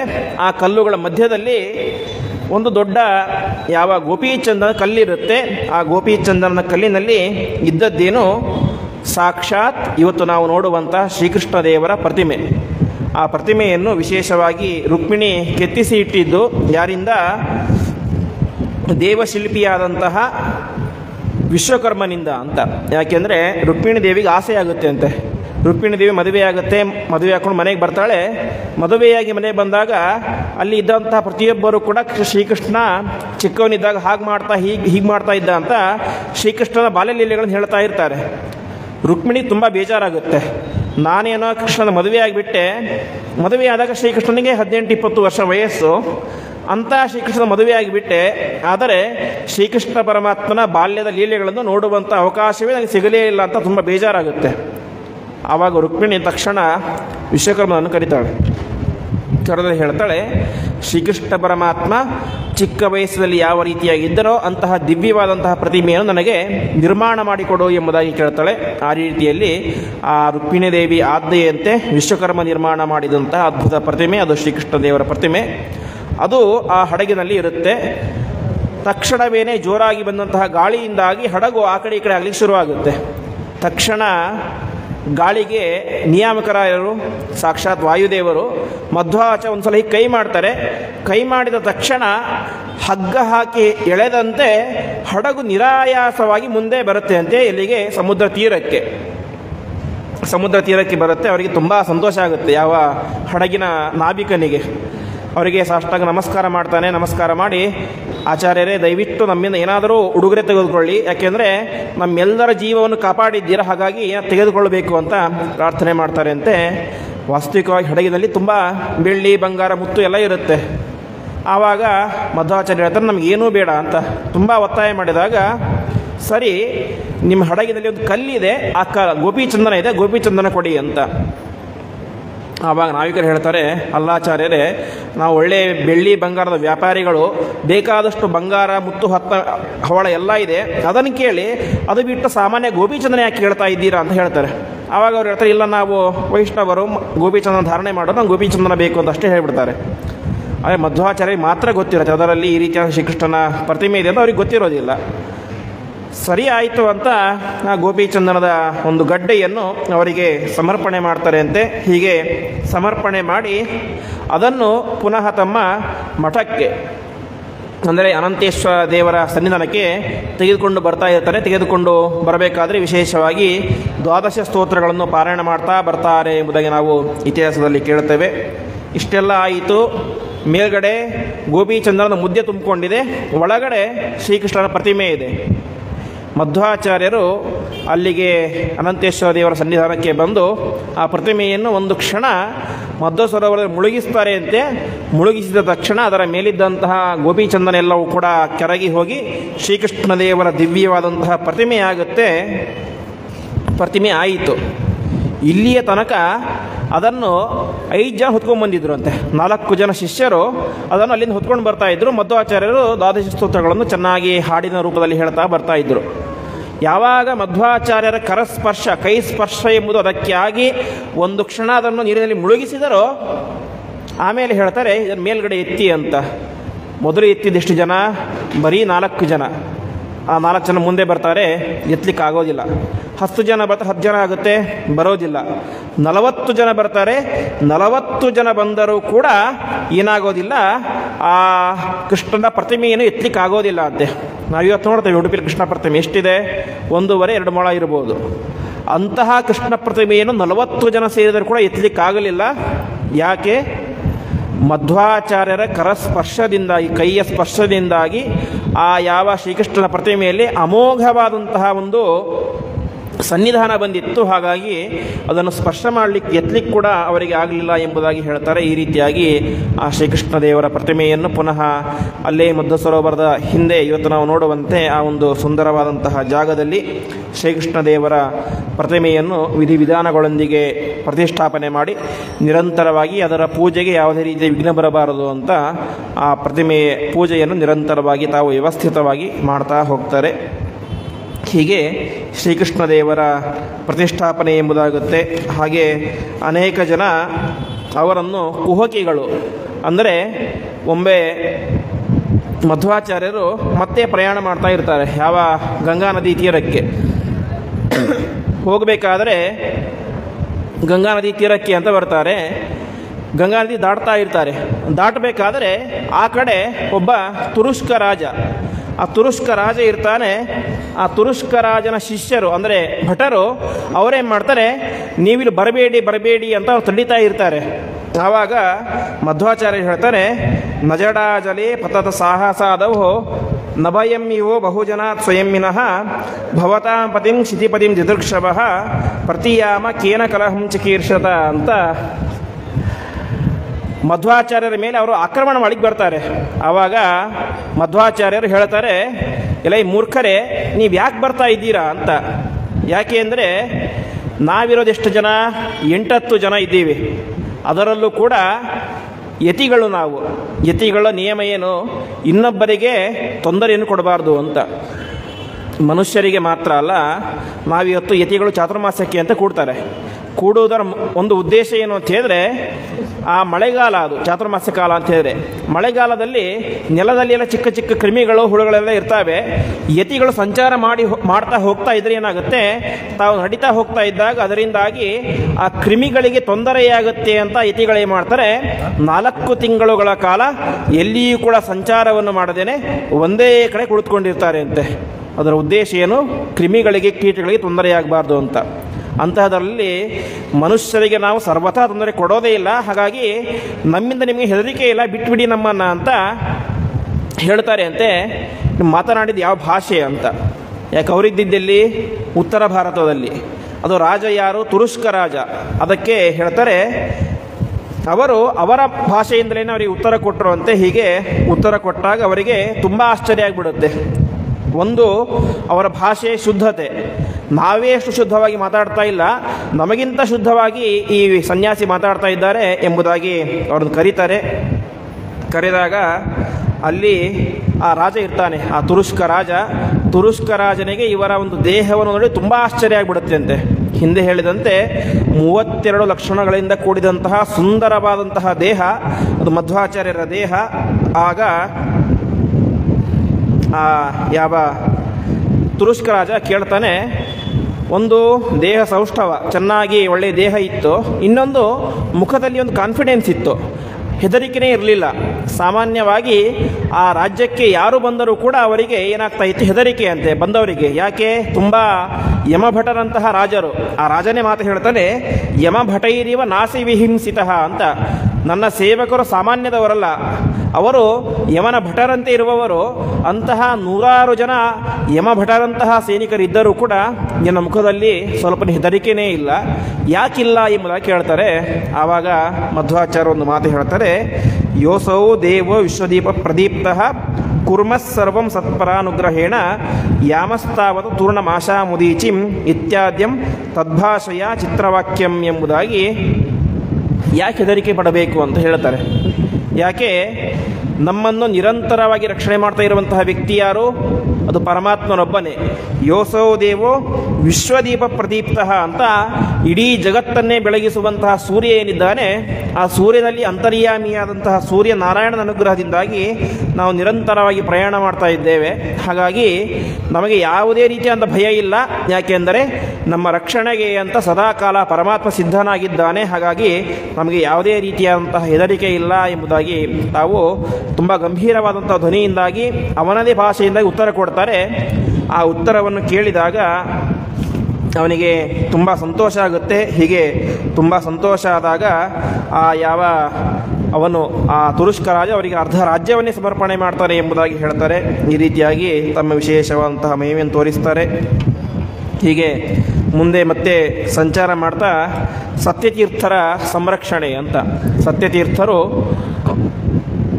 ಮಧ್ವಾಚಾರ್ಯರು ತುಂಬ ಪ್ರೀತಿಪಾತ್ರರಂತಹ ಶಿಷ್ಯರು. ಅವರು ಹೀಗೆ ಮುಂದೆ ಸಂಚಾರ ಹೋಗ್ತಾ ಇರ್ತಾರೆ. ಹಿಮಾಲಯ ಪರ್ವತಕ್ಕೆ ಸಂಚಾರಕ್ಕೆ ಅಂತ ಹೋಗಿರ್ತಾರೆ ಮಧ್ವಾಚಾರ್ಯರು. ಆ ಸಂದರ್ಭದಲ್ಲಿ ಸತ್ಯತೀರ್ಥರು ನಡೆದುಕೊಂಡು ಬರ್ತಾ ಇರ್ತಾರೆ. ಬರ್ತಾ ಇರಬೇಕಾದ್ರೆ ಅವರ ಮೇಲೊಂದು ವ್ಯಾಘ್ರ ಹುಲಿ ಆಕ್ರಮಣ ಮಾಡುತ್ತೆ ಅಂತೆ. ಅದು ಸಾಮಾನ್ಯ ಹುಲಿಯಲ್ಲ, ವ್ಯಾಘ್ರಾಕಾರಂ ದೈತ್ಯ ವ್ಯಾಘ್ರಂ ಅಂತ ಯಾವುದೋ ಒಬ್ಬ ದೈತ್ಯನೇನೆ ಆ ಹುಲಿಯ ರೂಪದಲ್ಲಿ ಬಂದಿದ್ದ. ಆ ವ್ಯಾಘ್ರ ಸತ್ಯತೀರ್ಥರ ಮೇಲೆ ಆಕ್ರಮಣ ಮಾಡ್ತಾನೆ. ತಕ್ಷಣದಲ್ಲಿಯೇ ಮಧ್ವಾಚಾರ್ಯರು ಪಾಣೇರ್ಲೀಲ ಲೇಶೇನಾಸ್ಥಿತ ಎಂಬುದಾಗಿ ತಮ್ಮ ಒಂದು ಅಂಗೈಯ ಹೊಡೆತದಿಂದಾಗಿ ಆ ವ್ಯಾಘ್ರವನ್ನು ಸಂಹಾರ ಮಾಡ್ತಾರೆ. ಹೀಗೆ ಸಂಹಾರ ಮಾಡಿ ತಮ್ಮ ಶಿಷ್ಯರಾದಂತಹ ಸತ್ಯತೀರ್ಥರನ್ನು ರಕ್ಷಣೆ ಮಾಡ್ತಾರೆ. ಹೀಗೆ ಮಧ್ವಾಚಾರ್ಯರು ಯಾವ ರೀತಿಯಾಗಿ ತಮ್ಮ ಗುರುಗಳಲ್ಲಿ ಭಕ್ತಿಯನ್ನು ಮಾಡ್ತಾ ಇದ್ರೋ ಅದೇ ರೀತಿಯಾಗಿ ತಮ್ಮ ಶಿಷ್ಯರನ್ನು ಕೂಡ ನಿರಂತರವಾಗಿ ರಕ್ಷಣೆ ಮಾಡುವಂತಹ ದೊಡ್ಡ ಜವಾಬ್ದಾರಿ ಕೂಡ ಅವರ ಮೇಲೆ ಇತ್ತು. ಒಂದು, ಅವರಿಗೆ ಒಳ್ಳೆಯ ಶಾಸ್ತ್ರಗಳ ಪಾಠವನ್ನು ಮಾಡಿ ಅವರನ್ನು ಉದ್ಧಾರ ಮಾಡುವುದು. ಇನ್ನು ನಿರಂತರವಾಗಿ ತಮ್ಮನ್ನು ನಂಬಿಕೊಂಡು ಬಂದಿದ್ದಾರೆ ಅವರು, ಹಾಗಾಗಿ ಅವರನ್ನು ರಕ್ಷಣೆ ಮಾಡೋದು. ಹೀಗೆ ಅವರ ಉದ್ಧಾರ, ಅವರ ರಕ್ಷಣೆ ಎಲ್ಲವನ್ನು ಕೂಡ ನಿರಂತರವಾಗಿ ಮಧ್ವಾಚಾರ್ಯರು ಮಾಡ್ತಾ ಇದ್ದರು. ಹೀಗೆ ಮತ್ತೆ ಮುಂದೆ ನಿರಂತರವಾಗಿ ಸಂಚಾರ ಮಾಡ್ತಾ ಇರ್ತಾರೆ. ಮುಂದೆ ಹಸ್ತಿನಾಪುರ ಕ್ಷೇತ್ರದಲ್ಲಿ ವಿಶೇಷವಾಗಿ ಅಲ್ಲಿ ಒಂದು ಚಾತುರ್ಮಾಸ್ಯ ವ್ರತವನ್ನು 4 ತಿಂಗಳುಗಳ ಕಾಲ ಅಲ್ಲಿ ತಾವು ವಾಸವಾಗಿ ಚಾತುರ್ಮಾಸ್ಯ ವ್ರತವನ್ನು ಮಾಡ್ತಾರೆ. ಆ ಸಂದರ್ಭದಲ್ಲಿ ಅಲ್ಲಿ ಯಾವ ಗಂಗಾ ನದಿ ಅವರಿಗೆ ದರ್ಶನ ಅಂದರೆ ಅವರಿಗೆ ನಮಸ್ಕಾರ ಮಾಡ್ತಾಳೆ ಅಂತೆ. ನಮಸ್ಕಾರ ಅಂತ ಹೇಳಿದ್ರೆ ನೀರಿನ ರೂಪದಲ್ಲಿ ಅಲ್ಲ, ಸಾಕ್ಷಾತ್ ಪ್ರಣನಾಮ ಮೂರ್ತ ಅಂತ ಗಂಗಾದೇವಿ ನೀರಿನ ರೂಪದಿಂದ ನಮಸ್ಕಾರ ಮಾಡಿದ್ದಲ್ಲ, ಸಾಕ್ಷಾತ್ ದೇಹವನ್ನು ಧರಿಸಿಕೊಂಡು. ಹೇಗೆ ಗಂಗಾ ನದಿ ಒಂದು ಸುಂದರಳಾದಂತಹ ಹೆಣ್ಣಿನ ರೂಪವನ್ನು ಧರಿಸಿಕೊಂಡು ಬಂದು ಆ ಮಧ್ವಾಚಾರ್ಯರಿಗೆ ಸಾಷ್ಟಾಂಗ ನಮಸ್ಕಾರ ಮಾಡ್ತಾರೆ. ಅದನ್ನು ಶಿಷ್ಯರು ಕೂಡ ನೋಡಿದರು ಅಂತೆ. ಅವರಿಗೆ ತುಂಬ ಆಶ್ಚರ್ಯ ಆಗಿಬಿಡುತ್ತೆ. ಸಾಮಾನ್ಯವಾಗಿ ಗಂಗಾ ನದಿ ಬಂದ್ಲು ಅಂತ ಹೇಳಿದ್ರೆ ಯಾವುದೋ ಒಂದು ಕಡೆ ಉಕ್ಕಿ ಬಂದ್ಲು ಅಂತ ಅಂದ್ಕೊಳ್ತೇವೆ. ಆದರೆ ಹಾಗಾಗಿದ್ದಲ್ಲ, ಇಲ್ಲಿ ಸಾಕ್ಷಾತ್ ಒಂದು ಹೆಣ್ಣಿನ ರೂಪದಲ್ಲಿ ಆ ಗಂಗಾ ನದಿ ಬಂದು ಮಧ್ವಾಚಾರ್ಯರ ದರ್ಶನ ಪಡೆದು ಅನುಗ್ರಹವನ್ನು ಪಡೆದುಕೊಳ್ಳುತ್ತಾಳೆ. ಹೀಗೆ ತಾನು ತನ್ನ ಜೀವನವನ್ನು ಸಾರ್ಥಕ ಮಾಡಿಕೊಳ್ತಾಳೆ. ಹೀಗೆ ಮುಂದೆ ಅನೇಕ ಕಡೆ ಸಂಚಾರ ಮಾಡ್ತಾ ಇರ್ತಾರೆ. ಸಂಚಾರ ಮಾಡ್ತಾ ಮಾಡ್ತಾ ಇನ್ನೊಂದು ಕಡೆ ಕುರುಕ್ಷೇತ್ರ ಆ ಸ್ಥಳಕ್ಕೆ ಬರ್ತಾರೆ. ಕುರುಕ್ಷೇತ್ರ ಅಂತ ಹೇಳಿದರೆ ನಾವು ಯಾವ ಗೀತೆಯಲ್ಲಿ ಕೇಳುವಂತೆ ಧರ್ಮಕ್ಷೇತ್ರೇ ಕುರುಕ್ಷೇತ್ರೇ ಅಂತ, ಅದು ಧರ್ಮಕ್ಷೇತ್ರ, ಧರ್ಮಕ್ಕೆ ವಿಜಯವಾದಂತಹ ಕ್ಷೇತ್ರ. ಆ ಕ್ಷೇತ್ರಕ್ಕೆ ಬಂದಾಗ ಎಲ್ಲ ಮಹಿಮೆಯನ್ನೆಲ್ಲ ಹೇಳ್ತಾರೆ. ಮಹಿಮೆಯನ್ನು ಎಲ್ಲ ಹೇಳಿ ಅವರೇನು ಮಾಡ್ತಾರೆ, ತಾವು ಹಿಂದೆ ಯುದ್ಧ ಮಾಡಿದಂಥ ಸಂದರ್ಭವನ್ನು ನೆನಪು ಮಾಡಿಕೊಳ್ತಾರೆ ಅಂತೆ. ಯಾಕೆ ಮಧ್ವಾಚಾರ್ಯರು ಹಿಂದಿನ ಜನ್ಮದಲ್ಲಿ ಏನಾಗಿದ್ದರು, ಭೀಮಸೇನ ದೇವರಾಗಿದ್ದರು. ಆ ಭೀಮಸೇನ ದೇವರಾದಾಗ ಈ ಮಹಾಭಾರತ ಯುದ್ಧದಲ್ಲಿ ಅಂದರೆ 18 ದಿನಗಳ ಕಾಲ ಈ ಕುರುಕ್ಷೇತ್ರದಲ್ಲಿ ಎಲ್ಲ ಕಡೆ ಆನೆಯ ಮೇಲೆ ಕುಳಿತುಕೊಂಡು ಓಡಾಡಿ ನಿರಂತರವಾಗಿ ಆ ಕೌರವರ ಸೈನ್ಯವನ್ನು ಚಂಡಾಡಿದಂತಹ ದಿವ್ಯವಾದಂತಹ ರೋಮಹರ್ಷಣವಾದಂತಹ ಸಂದರ್ಭವನ್ನು ನೆನಪು ಮಾಡಿಕೊಳ್ತಾರೆ ಅಂತೆ. ನೆನಪು ಮಾಡಿಕೊಂಡಿದ್ದು ಮಾತ್ರ ಅಲ್ಲ, ಅದೆಲ್ಲವನ್ನು ಕೂಡ ತಮ್ಮ ಶಿಷ್ಯರಿಗೆ ಹೇಳ್ತಾರೆ ಅಂತೆ. ತಮ್ಮ ಶಿಷ್ಯರಿಗೆ ನಾನು ಹೀಗೆ ಹಿಂದೆ ಇಲ್ಲಿ ಭೀಮಸೇನನಾಗಿ ಅವತಾರ ಮಾಡಿದ್ದಾಗ ನಾನು ಇಲ್ಲಿ ಯುದ್ಧ ಮಾಡಿದ್ದೆ ಎಂಬುದಾಗಿ ಎಲ್ಲವನ್ನು ಕೂಡ ಹೇಳ್ತಾರೆ. ಅಷ್ಟು ಮಾತ್ರ ಅಲ್ಲ, ಶಿಷ್ಯರಿಗೆ ಕುತೂಹಲ ಜಾಸ್ತಿ. ಸರಿ, ನೀವು ಎಲ್ಲ ಮಾಡಿದ್ದೀರಾ ಅಂತ ಹೇಳ್ತಾರೆ, ಏನಾದರೂ ಕುರುಹು ತೋರಿಸಿ, ಗುರುತು ತೋರಿಸಿ ಅಂತ ಹೇಳ್ತಾರೆ. ಆಗ ಮಧ್ವಾಚಾರ್ಯರು ಸತ್ಯತೀರ್ಥರನ್ನು ಕರೀತಾರೆ. ಸತ್ಯತೀರ್ಥರು ತುಂಬ ಪ್ರೀತಿಪಾತ್ರರಾದಂತಹ ಶಿಷ್ಯರು. ಕರೆದು ಹೇಳ್ತಾರೆ, ಒಂದು ಜಾಗ ತೋರಿಸ್ತಾರೆ. ಜಾಗ ತೋರಿಸಿ ಇಲ್ಲಿ ಸ್ವಲ್ಪ ಅಗಿರಿ ಅಂತ ಹೇಳ್ತಾರೆ. ಅಗಿತಾರೆ. ಅಗೆದಾಗ ತಾವು ಹಿಂದೆ ಭೀಮಸೇನನಾಗಿ ಯುದ್ಧ ಮಾಡಿದಾಗ ಯಾವ ಗದೆಯನ್ನು ಹಿಡಿದುಕೊಂಡು ಯುದ್ಧ ಮಾಡಿದ್ದರೋ ಆ ಗದೆ ಎಂಬುದು ಈಗ ಕಲಿಯುಗದಲ್ಲೂ ಕೂಡ ಅವರಿಗೆ ಸಿಗುತ್ತೆ ಅಂತೆ. ಅದನ್ನು ಮೇಲಕ್ಕೆ ಎತ್ತಿ ಸತ್ಯತೀರ್ಥರು ಎಲ್ಲರಿಗೂ ಕೂಡ ದರ್ಶನವನ್ನು ಮಾಡಿಸ್ತಾರೆ. ಅಂದರೆ ಸಾವಿರಾರು ವರ್ಷಗಳ ಹಿಂದೆ ನಡೆದು ಹೋದಂತಹ ಮಹಾಭಾರತ ಅದು ಸುಮ್ಮನೆ ಕಾಲ್ಪನಿಕ ಅಲ್ಲ, ಅತ್ಯಂತ ಪ್ರಾಮಾಣಿಕವಾದಂಥದ್ದು ಎಂಬುದಾಗಿ ನಾವು ಇದನ್ನು ತಿಳಿಬಹುದು. ಹಾಗೆ ತಾವು ಯುದ್ಧ ಮಾಡಿದಂತಹ ಗದೆಯನ್ನು ಈ ಕಲಿಯುಗದ ಜನರಿಗೆ, ತಮ್ಮ ಶಿಷ್ಯರಿಗೆ ಮಧ್ವಾಚಾರ್ಯ ದರ್ಶನ ಮಾಡಿಸ್ತಾರೆ. ಹೀಗೆ ವಿಶೇಷವಾದ ತಮ್ಮ ಮಹಿಮೆಯನ್ನು ತೋರಿಸ್ತಾರೆ. ಹೀಗೆ ಮತ್ತೆ ಸಂಚಾರ ಮಾಡ್ತಾ ಮಾಡ್ತಾ ಅನೇಕ ಕ್ಷೇತ್ರಗಳಿಗೆ ಹೋಗ್ತಾರೆ. ಮತ್ತೆ ಮುಂದೆ ದಕ್ಷಿಣ ಭಾರತದ ಅನೇಕ ಕ್ಷೇತ್ರಗಳು, ಅಲ್ಲಿ ವಿಶೇಷವಾಗಿ ಚಾತುರ್ಮಾಸ್ಯ ಮುಂತಾದಂತಹ ವ್ರತಗಳು, ಹೀಗೆ ಎಲ್ಲವನ್ನು ಮಾಡ್ತಾ ಮಾಡ್ತಾ ಅಲ್ಲಲ್ಲಿ ಇರುವಂತಹ ಶಿಷ್ಯರ ಉದ್ಧಾರ. ಸನ್ಯಾಸಿಗಳು ಸಂಚಾರ ಮಾಡುವುದೇನೆ ಎಲ್ಲ ಶಿಷ್ಯರ ಉದ್ಧಾರಕ್ಕೆ ಅಂತ. ಹಾಗೆ ಅಲ್ಲಲ್ಲಿರುವಂತಹ ಶಿಷ್ಯರ ಉದ್ಧಾರವನ್ನು ಮಾಡ್ತಾರೆ. ಇದೇ ಸಂದರ್ಭದಲ್ಲಿ ಅನೇಕ ಗ್ರಂಥಗಳನ್ನು, ವಿಶೇಷವಾಗಿ ಅನುವ್ಯಾಖ್ಯಾನ ಎಂಬಂತಹ ಗ್ರಂಥವನ್ನು ರಚನೆ ಮಾಡ್ತಾರೆ. ಅದೇ ರೀತಿಯಾಗಿ ಕೃಷ್ಣಾಮೃತ ಮಹಾರ್ಣವ ಎಂಬಂತಹ ಗ್ರಂಥವನ್ನು ರಚನೆ ಮಾಡ್ತಾರೆ. ನ್ಯಾಯ ವಿವರಣ ಎಂಬಂತಹ ಕೃತಿಯನ್ನು ರಚನೆ ಮಾಡ್ತಾರೆ. ಹೀಗೆ ಮಾಡಬೇಕಾದ್ರೆ ಇದೇ ಸಂದರ್ಭದಲ್ಲಿ ಮಧ್ವಾಚಾರ್ಯರ ಪೂರ್ವಾಶ್ರಮದ ತಂದೆ ತಾಯಿಗಳಾದಂತಹ ಮಧ್ಯಗೇಹ ದಂಪತಿಗಳು ತಮ್ಮ ದೇಹತ್ಯಾಗವನ್ನು, ವೈಕುಂಠ ಯಾತ್ರೆಯನ್ನು ಮಾಡ್ತಾರೆ. ಹೀಗೆ ಆವಾಗ ಈ ವಿಚಾರ ಮಧ್ವಾಚಾರ್ಯರಿಗೆ ಗೊತ್ತಾಗುತ್ತೆ. ಇಷ್ಟೆಲ್ಲ ಆಯಿತು. ಕೊನೆಗೆ ವಿಷ್ಣು ತೀರ್ಥರೇ ಮಾಡ್ತಾರೆ, ತಾವು ಸನ್ಯಾಸವನ್ನು ಸ್ವೀಕಾರ ಮಾಡಬೇಕು ಅಂತ ನಿಶ್ಚಯ ಮಾಡ್ತಾರೆ. ಯಾಕೆಂದರೆ ಹಿಂದೆ ಮಧ್ವಾಚಾರ್ಯ ಹೇಳಿದ್ದೇನು, ನಿಮಗೆ ರಕ್ಷಕರಾಗಿ ಯಾರೂ ಇಲ್ಲದೆ ನಿಮಗೆ ಚಿಂತೆ ಇದೆ, ಹಾಗಾಗಿ ಒಬ್ಬ ಮಗ ಹುಟ್ಟಿದ ತಕ್ಷಣ ನಾನೇನು ಮಾಡ್ತೇನೆ, ಸನ್ಯಾಸ ಸ್ವೀಕಾರ ಮಾಡ್ತೇನೆ ಅಂತ. ಆ ರೀತಿಯಾಗಿ ವಿಷ್ಣು ತೀರ್ಥರು ಮಕ್ಕಳಾಗಿ ಹುಟ್ಟಿ ತಂದೆ ತಾಯಿಗಳ ವಿಶೇಷವಾದ ಸೇವೆಯನ್ನು ಮಾಡಿದ್ದರು. ಯಾವಾಗ ತಂದೆ ತಾಯಿಗಳೇನಾದರೂ ಸ್ವರ್ಗಸ್ಥರಾದರೂ ತಕ್ಷಣದಲ್ಲಿ ಏನೇ ವೈರಾಗ್ಯದಿಂದಾಗಿ ಅವರು ತಾವು ಸನ್ಯಾಸ ಸ್ವೀಕಾರ ಮಾಡ್ತಾರೆ. ಇದು ಯಾರಿಂದ? ಸಾಕ್ಷಾತ್ ತಮ್ಮ ಅಣ್ಣಂದಿರಿಂದಲೇ, ಮಧ್ವಾಚಾರ್ಯರಿಂದಲೇ ತಾವು ಯತ್ಯಾಶ್ರಮವನ್ನು ಸ್ವೀಕಾರ ಮಾಡಿ ವಿಷ್ಣು ತೀರ್ಥರು ಎಂಬುದಾಗಿ ಪ್ರಖ್ಯಾತರಾಗ್ತಾರೆ.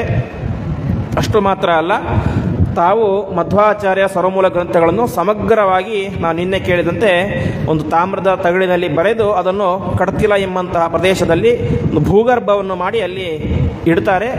ಮುಂದೆ ಕಲಿಯುಗದ ಉಚ್ಛ್ರಾಯ ಸ್ಥಿತಿ ಬಂದಾಗ ಅದನ್ನು ತಾವೇ ಮತ್ತೆ ಆ ಕುಮಾರಧಾರಾ ಪರ್ವತದಿಂದಾಗಿ ಕೆಳಗೆ ಇಳಿದು ಬಂದು ಅಲ್ಲಿ ಇರುವಂತಹ ಎಲ್ಲ ಸರ್ವಮೂಲ ಗ್ರಂಥಗಳನ್ನು ಕೂಡ ಜಗತ್ತಿನಲ್ಲಿ ಪ್ರಚುರಪಡಿಸ್ತಾರೆ ಎಂಬುದಾಗಿ ನಾವು ಕೇಳ್ತೇವೆ. ಈ ರೀತಿಯಾಗಿ ಯಾವ ವಿಷ್ಣು ತೀರ್ಥರು ತಾವು ಸನ್ಯಾಸವನ್ನು ಪಡೆದುಕೊಂಡು ವಿಶೇಷವಾಗಿ ತಮ್ಮ ಸಾಧನೆಯನ್ನು ಮುಂದೆ ವರಿಸ್ತಾರೆ. ಈ ಕಡೆ ಮಧ್ವಾಚಾರ್ಯರು ತಮ್ಮ ಮಹಿಮೆಯನ್ನು ತೋರಿಸ್ತಾ ಇರ್ತಾರೆ.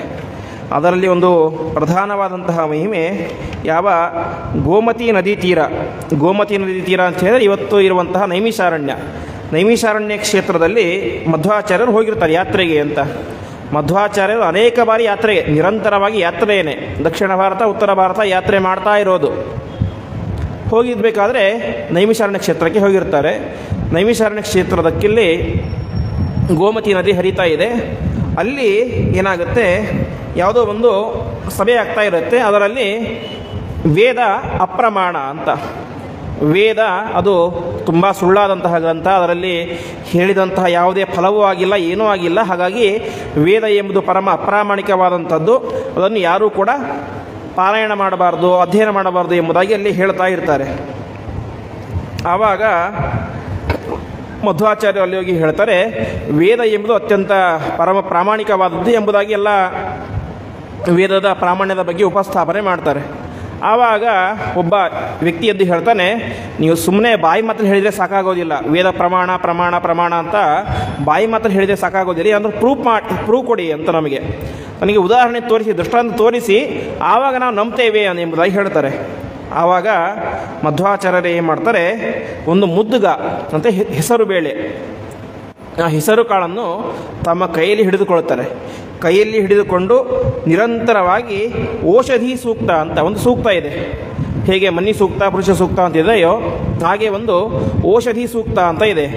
ಆ ಹೆಸರನ್ನು ಕೈಯಲ್ಲಿ ಹಿಡಿದುಕೊಂಡು ನಿರಂತರವಾಗಿ ಔಷಧಿ ಸೂಕ್ತವನ್ನು ಪಾರಾಯಣ ಮಾಡಿದರೆ ಆ ಔಷಧಿ ಸೂಕ್ತವನ್ನು ಪಾರಾಯಣ ಮಾಡಿದ್ದರ ಪ್ರಭಾವವಾಗಿ ಆ ಕಾಳೇನಾಯಿತು ಮೊಳಕೆ ಒಡೆದು, ಕೇವಲ ಮೊಳಕೆ ಹೊಡೆದಿದ್ದು ಮಾತ್ರ ಅಲ್ಲ, ಹೇಗೆ ಒಂದು ದೊಡ್ಡ ಗಿಡ ಬೆಳೆಯುತ್ತೋ ಆ ರೀತಿಯಾಗಿ ಬೆಳೆದು ಅದರಲ್ಲಿ ಹೂವು ಮತ್ತು ಬೀಜ ಉಂಟಾಯಿತು ಅಂತೆ ಮಧ್ವಾಚಾರ್ಯ ಕೈಯಲ್ಲಿ. ಹಾಗಾಗಿ ವೇದ ಇವತ್ತು ನಮಗೆ ಅದನ್ನು ಪಾರಾಯಣ ಮಾಡಿದ್ದೀವಿ, ಫಲ ಕೊಡಲಿಲ್ಲ ಅಂತ ಹೇಳಿದ್ರೆ ಅದು ವೇದದ ದೌರ್ಬಲ್ಯ ಹೊರತು ನಮ್ಮ ದೌರ್ಬಲ್ಯ ಅಂತ.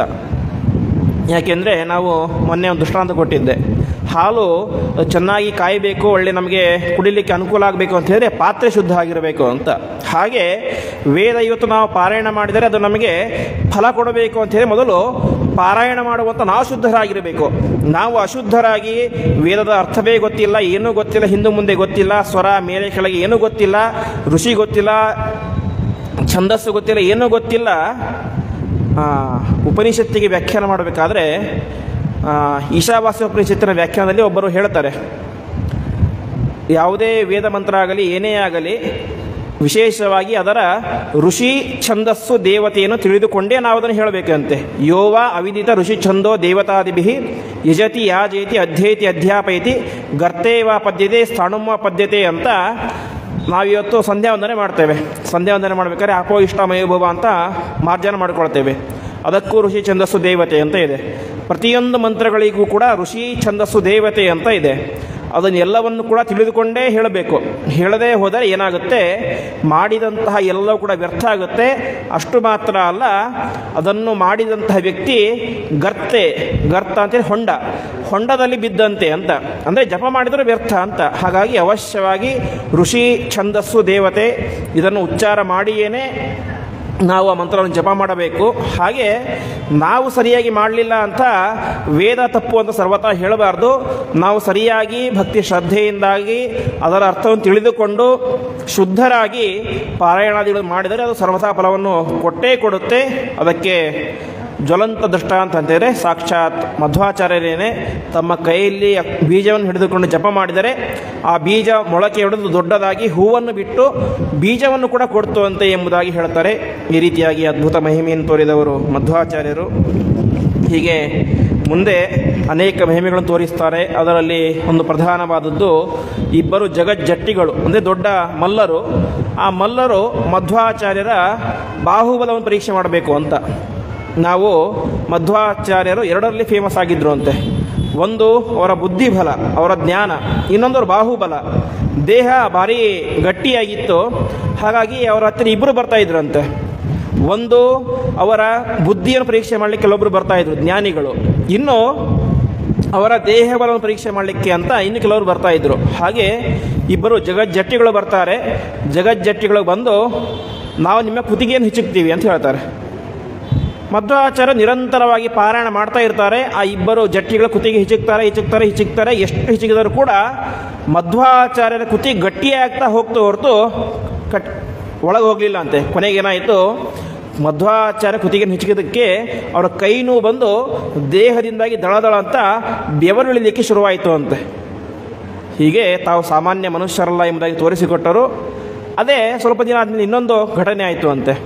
ಒಬ್ಬ ಸಣ್ಣ ಹುಡುಗ, 5-6 ವರ್ಷದ ಬಾಲಕ, ಅವನ ಹೆಗಲ ಮೇಲೆ ಮಧ್ವಾಚಾರ್ಯರು ಕುಳಿತುಕೊಂಡು ಒಂದು ದೇವಸ್ಥಾನಕ್ಕೆ ಪ್ರದಕ್ಷಿಣೆ ಹಾಕಿಸಿದ್ರಂತೆ.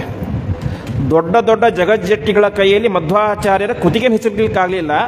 ಅಂತಹದರಲ್ಲಿ ಒಬ್ಬ ಸಾಮಾನ್ಯ ಚಿಕ್ಕ ಹುಡುಗನ ಮೇಲೆ ಕುಳಿತುಕೊಂಡು ಅವರೇ ಮಾಡಿದರು 3 ಪ್ರದಕ್ಷಿಣೆಯನ್ನು ಆ ದೇವಸ್ಥಾನ ಕಾಂತಾವರ ಎಂಬಂತಹ ದೇವಸ್ಥಾನಕ್ಕೆ ಪ್ರದಕ್ಷಿಣೆಯನ್ನು ಹಾಕಿದರು ಎಂಬಂಥ ವಿಚಾರ ಬರುತ್ತೆ. ಹಾಗಾಗಿ ಇದನ್ನೇ ಹೇಳೋದು ಅಷ್ಟಸಿದ್ಧಿ ಅಂತ. ಅಣಿಮಾ ಮಹಿಮಾ ಚೈವ ಗರಿಮಾ ಲಹಿಮಾ ತಥಾ ಪ್ರಾಪ್ತಿ ಪ್ರಾಕಾಮ್ಯ ಮೇಷಿತ್ವಂ ವಶಿತ್ವಂ ಚಾಷ್ಟಭೂತಯ ಅಂತ ದೇಹವನ್ನು ಎಷ್ಟು ದೊಡ್ಡದಾದರೂ ಮಾಡುವಂಥ ಸಾಮರ್ಥ್ಯ ಇರುತ್ತೆ, ಅದೇ ರೀತಿಯಾಗಿ ಅತ್ಯಂತ ಚಿಕ್ಕದು ಮಾಡುವಂಥ ಸಾಮರ್ಥ್ಯ ಇರುತ್ತೆ. ಅಥವಾ ಇರುವ ದೇಹದಲ್ಲಿ ಏನೇ ತೂಕ ಜಾಸ್ತಿ ಮಾಡುವ ಸಾಮರ್ಥ್ಯ ಇರುತ್ತೆ, ಅದೇ ದೇಹವನ್ನು ತುಂಬ ತೂಕ ಕಡಿಮೆ ಮಾಡುವಂಥ ಸಾಮರ್ಥ್ಯ ಇರುತ್ತೆ. ಅಂತಹ ದಿವ್ಯವಾದಂತಹ ಸಾಮರ್ಥ್ಯ ಯಾರಿಗಿತ್ತು? ಮಧ್ವಾಚಾರ್ಯರಿಗಿತ್ತು. ಹೀಗೆ ಅನೇಕ ಕಾರ್ಯಗಳನ್ನು ಮಾಡ್ತಾರೆ. ವಿಶೇಷವಾಗಿ ತಮ್ಮ ಉಪನಿಷತ್ತುಗಳಲ್ಲಿ ಶ್ರೇಷ್ಠ ಉಪನಿಷತ್ತು ಐತರೇಯ ಉಪನಿಷತ್ತು ಅಂತ. ಯಾಕೆಂದರೆ ಅದರಲ್ಲಿ ವಿಶೇಷವಾಗಿ ಪರಮಾತ್ಮನ ಉಪಾಸನೆಯ ಅನೇಕ ರಹಸ್ಯಗಳನ್ನು ಹೇಳಿದ್ದಾರೆ. ಅಂತಹ ರಹಸ್ಯವನ್ನು ತಮ್ಮ ಎಲ್ಲ ಶಿಷ್ಯರಿಗೆ ಉಪದೇಶ ಮಾಡ್ತಾರೆ. ಹೀಗೆ ನಿರಂತರವಾಗಿ ಪಾಠ ಪ್ರವಚನ, ಶಿಷ್ಯರ ರಕ್ಷಣೆ, ಅನೇಕ ತೀರ್ಥಕ್ಷೇತ್ರಗಳ ಸಂಚಾರ, ಹೀಗೆ ನಿರಂತರವಾಗಿ ಮಾಡ್ತಾ ಮಧ್ವಾಚಾರ್ಯರು ವಿಶೇಷವಾಗಿ ಒಂದು ಪಾರಂತಿ ಎಂಬಂತಹ ಕ್ಷೇತ್ರಕ್ಕೆ ಬರ್ತಾರೆ. ಆ ಪಾರಂತಿ ಎಂಬ ಕ್ಷೇತ್ರದ ವಿಶೇಷ ಏನು ಅಂತ ಹೇಳಿದರೆ, ಅಲ್ಲಿ ಪರಮಾತ್ಮನ ಒಂದು ದೇವಸ್ಥಾನ. ಆ ದೇವಸ್ಥಾನದಲ್ಲಿ ಪರಮಾತ್ಮನ ಮೂರ್ತಿ ಇಲ್ಲ, ಹೊರತು ಲಿಂಗ ಇದೆ. ಅಂದರೆ ಲಿಂಗ ರೂಪದಲ್ಲಿ ಪರಮಾತ್ಮನ ಸನ್ನಿಧಾನ ಇದೆ. ಆ ಸನ್ನಿಧಾನ ವಿಶೇಷವಾಗಿ ಯಾರು ಪ್ರತಿಷ್ಠಾಪನೆ ಮಾಡಿದ್ದು ಅಂತ ಹೇಳಿದರೆ, ಸಾಕ್ಷಾತ್ ಭೀಮಸೇನ ದೇವರು ಮತ್ತು ಧರ್ಮರಾಜ ಮುಂತಾದಂತಹ 5 ಜನ ಸಹೋದರರು ಪ್ರತಿಷ್ಠಾಪನೆ ಮಾಡಿದ್ದು. ಯಾವ ಪಂಚ ಪಾಂಡವರು ತಾವು ಮಹಾಭಾರತ ಸಂದರ್ಭದಲ್ಲಿ ತಾವು ಯಾತ್ರಾರ್ಥವಾಗಿ ಈ ಒಂದು ಕ್ಷೇತ್ರಕ್ಕೆ, ಪಾರಂತಿ ಕ್ಷೇತ್ರಕ್ಕೆ ಬಂದಾಗ ಅಲ್ಲಿ ತಾವು 5 ಲಿಂಗಗಳನ್ನು, ಪರಮಾತ್ಮನ 5 ರೂಪಗಳ ಪ್ರತೀಕವಾಗಿ ಅಲ್ಲಿ ಅದನ್ನು ಪ್ರತಿಷ್ಠಾಪನೆ ಮಾಡಿರ್ತಾರೆ. ನಿರಂತರವಾಗಿ ಪೂಜೆ ಆಗ್ತಾ ಇರುತ್ತೆ. ಆದರೆ ಮುಂದೆ ದ್ವಾಪರ ಯುಗ ಮುಗಿಯಿತು, ಕಲಿಯುಗ ಪ್ರಾರಂಭ ಆಯಿತು. ಕಾಲಾಂತರದಲ್ಲಿ ಅಲ್ಲಿ ಏನೋ ಒಂದು ಕಾರಣಾಂತರಗಳಿಂದಾಗಿ ಪೂಜೆ ನಿಂತು ಹೋಗಿಬಿಡುತ್ತೆ. ಅಂದರೆ ಪೂಜೆನೇ ಆಗ್ತಾ ಇರಲಿಲ್ಲ. ಸ್ವತಃ ಭೀಮಸೇನ ದೇವರು ಪ್ರತಿಷ್ಠಾಪನೆ ಮಾಡಿದಂತಹ ಮೂರ್ತಿಗಳಿಗೇನೆ ಪೂಜೆ ಆಗ್ತಿಲ್ಲ ಎಂಬ ವಿಷಯ ಮಧ್ವಾಚಾರ್ಯರ ಕಿವಿಗೆ ಬೀಳುತ್ತೆ. ಬಿದ್ದ ತಕ್ಷಣ ಅವರು ಅಲ್ಲಿಗೆ ಬಂದು ನಿರಂತರವಾಗಿ ಅಲ್ಲಿ ಪೂಜೆ ಮುಂತಾದಂಥವುಗಳ ವ್ಯವಸ್ಥೆ ಆಗಬೇಕು ಎಂಬುದಾಗಿ ಅಲ್ಲಿ ಒಳ್ಳೆಯ ಪೂಜೆ ಆಗುವಂಥ ವ್ಯವಸ್ಥೆ ಮಾಡ್ತಾರೆ. ಸ್ವಲ್ಪ ಅನೇಕ ಶತಮಾನಗಳ ಕಾಲ ಪೂಜೆ ಆಯಿತು, ಮತ್ತೆ ಪೂಜೆ ನಿಂತು ಹೋಯಿತು. ಇದನ್ನು ಕೆಲವು ದಶಕಗಳ ಹಿಂದೆ ಪರಮಪೂಜ್ಯರಂಥ ವಿದ್ಯಾಮಾನ್ಯ ತೀರ್ಥರು, ಅದೇ ರೀತಿಯಾಗಿ ಪೇಜಾವರ ಶ್ರೀಗಳು ಮತ್ತೆ ಅಲ್ಲಿಗೆ ಹೋಗಿ ಪಾಳು ಬಿದ್ದಂತಹ ದೇವಸ್ಥಾನವನ್ನು ಜೀರ್ಣೋದ್ಧಾರ ಮಾಡಿ ಮತ್ತೆ ಅಲ್ಲಿ ಪೂಜೆಯಾಗುವಂತೆ ವ್ಯವಸ್ಥೆ ಮಾಡಿದಂಥವರು ವಿದ್ಯಾಮಾನ್ಯ ತೀರ್ಥರು, ಹಾಗೆ ಪರಮಪೂಜ್ಯ ಪೇಜಾವರ ಶ್ರೀಗಳು. ಹೀಗೆ ಆ ಪಾರಂತಿ ದೇವಸ್ಥಾನಕ್ಕೆ ಹೋಗಿ ಪೂಜೆಯ ವ್ಯವಸ್ಥೆಯನ್ನು ಮಾಡ್ತಾರೆ. ಮುಂದೆ ಉಜಿರೆ ಎಂಬಂತಹ ಊರಿನಲ್ಲಿ ವಾದಿಗಳ ಜಯ, ಹೀಗೆ ಅನೇಕ ಕಾರ್ಯಗಳನ್ನು ಮಾಡ್ತಾ ಕೊನೆಗೆ ಅವರು ಯಾವ ಅನಂತೇಶ್ವರ ದೇವರ ಸನ್ನಿಧಾನ, ಯಾವ ಅನಂತೇಶ್ವರ ದೇವರ ಸನ್ನಿಧಾನದಿಂದ ಅನುಗ್ರಹದಿಂದಾಗಿ ಮಧ್ವಾಚಾರ್ಯರು ಅವತಾರ ಮಾಡಿದರೋ ಆ ಅನಂತೇಶ್ವರ ದೇವರ ಸನ್ನಿಧಾನದಲ್ಲಿಯೇ ಪ್ರತಿನಿತ್ಯ ಮಧ್ವಾಚಾರ್ಯರ ಪಾಠ ಪ್ರವಚನ. ಇವತ್ತು ನಾವು ಆ ಜಾಗವನ್ನು ನೋಡ್ತೇವೆ. ಮಧ್ವಾಚಾರ್ಯರು ಪುಷ್ಪವೃಷ್ಟಿ ಆದಂತಹ ಸ್ಥಳ ಅಂತಹ ಸ್ಥಳದಲ್ಲಿ ಕುಳಿತುಕೊಂಡು ವಿಶೇಷವಾಗಿ ಪ್ರವಚನವನ್ನು ಮಾಡ್ತಾ ಇರ್ತಾರೆ. ಮಾಡುವಂತಹ ಸಂದರ್ಭದಲ್ಲಿ ಮೇಲ್ಗಡೆಯಿಂದಾಗಿ ದೇವತೆಗಳು ಅವರ ಮೇಲೆ ಪುಷ್ಪವೃಷ್ಟಿಯನ್ನು ಮಾಡ್ತಾರೆ. ಯಾಕೆ? ನೀವು ಬಂದಂತಹ ಅವತಾರದ ಕಾರ್ಯ ಸಮಾಪ್ತಿಯಾಯಿತು. ನೀವು ಬಂದದ್ದೇನೋ ವಿಜ್ಞಾನ ಭಾವನುಮತಿ ಕಾಲ ಬಲೆಯನಲೇನೆ ಅಂತ ಎಲ್ಲರೂ ಕೂಡ ಅಜ್ಞಾನದ ಕತ್ತಲೆಯಲ್ಲಿ ಮುಳುಗಿ ಹೋಗಿಬಿಟ್ಟಿದ್ದಾರೆ. ಅವರನ್ನು ಉದ್ಧಾರ ಮಾಡಬೇಕು ಅಂತ ನೀವು ಅವತಾರ ಮಾಡಿದ್ದು. ನೀವು ಬಂದ ಕಾರ್ಯ ಮುಗಿದಿದೆ. ನೀವು ಬಂದು ಸರ್ವಮೂಲ ಗ್ರಂಥಗಳನ್ನು ರಚನೆ ಮಾಡಿ ಎಲ್ಲ ಯೋಗ್ಯರಾದಂತಹ ಜ್ಞಾನಿಗಳಿಗೂ ಕೂಡ ಉತ್ತಮವಾದಂತಹ ಜ್ಞಾನವನ್ನು ಕೊಟ್ಟು ನಿಮ್ಮ ಅವತಾರ ಕಾರ್ಯವನ್ನು ಸಮಾಪ್ತಿ ಮಾಡಿದ್ದೀರಾ. ಹಾಗಾಗಿ ನೀವು ಇನ್ನು ನಿಮ್ಮ ಮೂಲ ರೂಪಕ್ಕೆ ಬರಬೇಕು ಎಂಬುದಾಗಿ ಪ್ರಾರ್ಥನೆ ಮಾಡುವಂತೆ ಅವರ ಮೇಲೆ ಪುಷ್ಪವೃಷ್ಟಿಯನ್ನು ಮಾಡ್ತಾರೆ. ಹೀಗೆ ವಿಶೇಷವಾಗಿ ಮಧ್ವಾಚಾರ್ಯರು 79 ವರ್ಷಗಳ ಕಾಲ ಮನುಷ್ಯರ ದೃಷ್ಟಿಗೆ ಗೋಚರವಾಗಿ ತಾವು ಇಲ್ಲಿ ವಾಸವಾಗಿರ್ತಾರೆ. ಯಾವ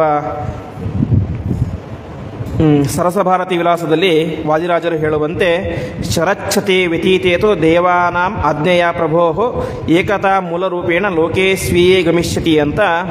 ಇವರು ಎಲ್ಲಿಗೆ ಹೋದರೂ ವಾಪಸ್ ಪುನಃ ಊರ್ಧ್ವಬದರಿ ಕ್ಷೇತ್ರಕ್ಕೆ ವೇದವ್ಯಾಸ ದೇವರ ಸನ್ನಿಧಾನಕ್ಕೆ ಹೋದರು. ಅಲ್ಲಿ ಮುಂದೆ 100 ವರ್ಷಗಳ ಕಾಲ ವಾಸ.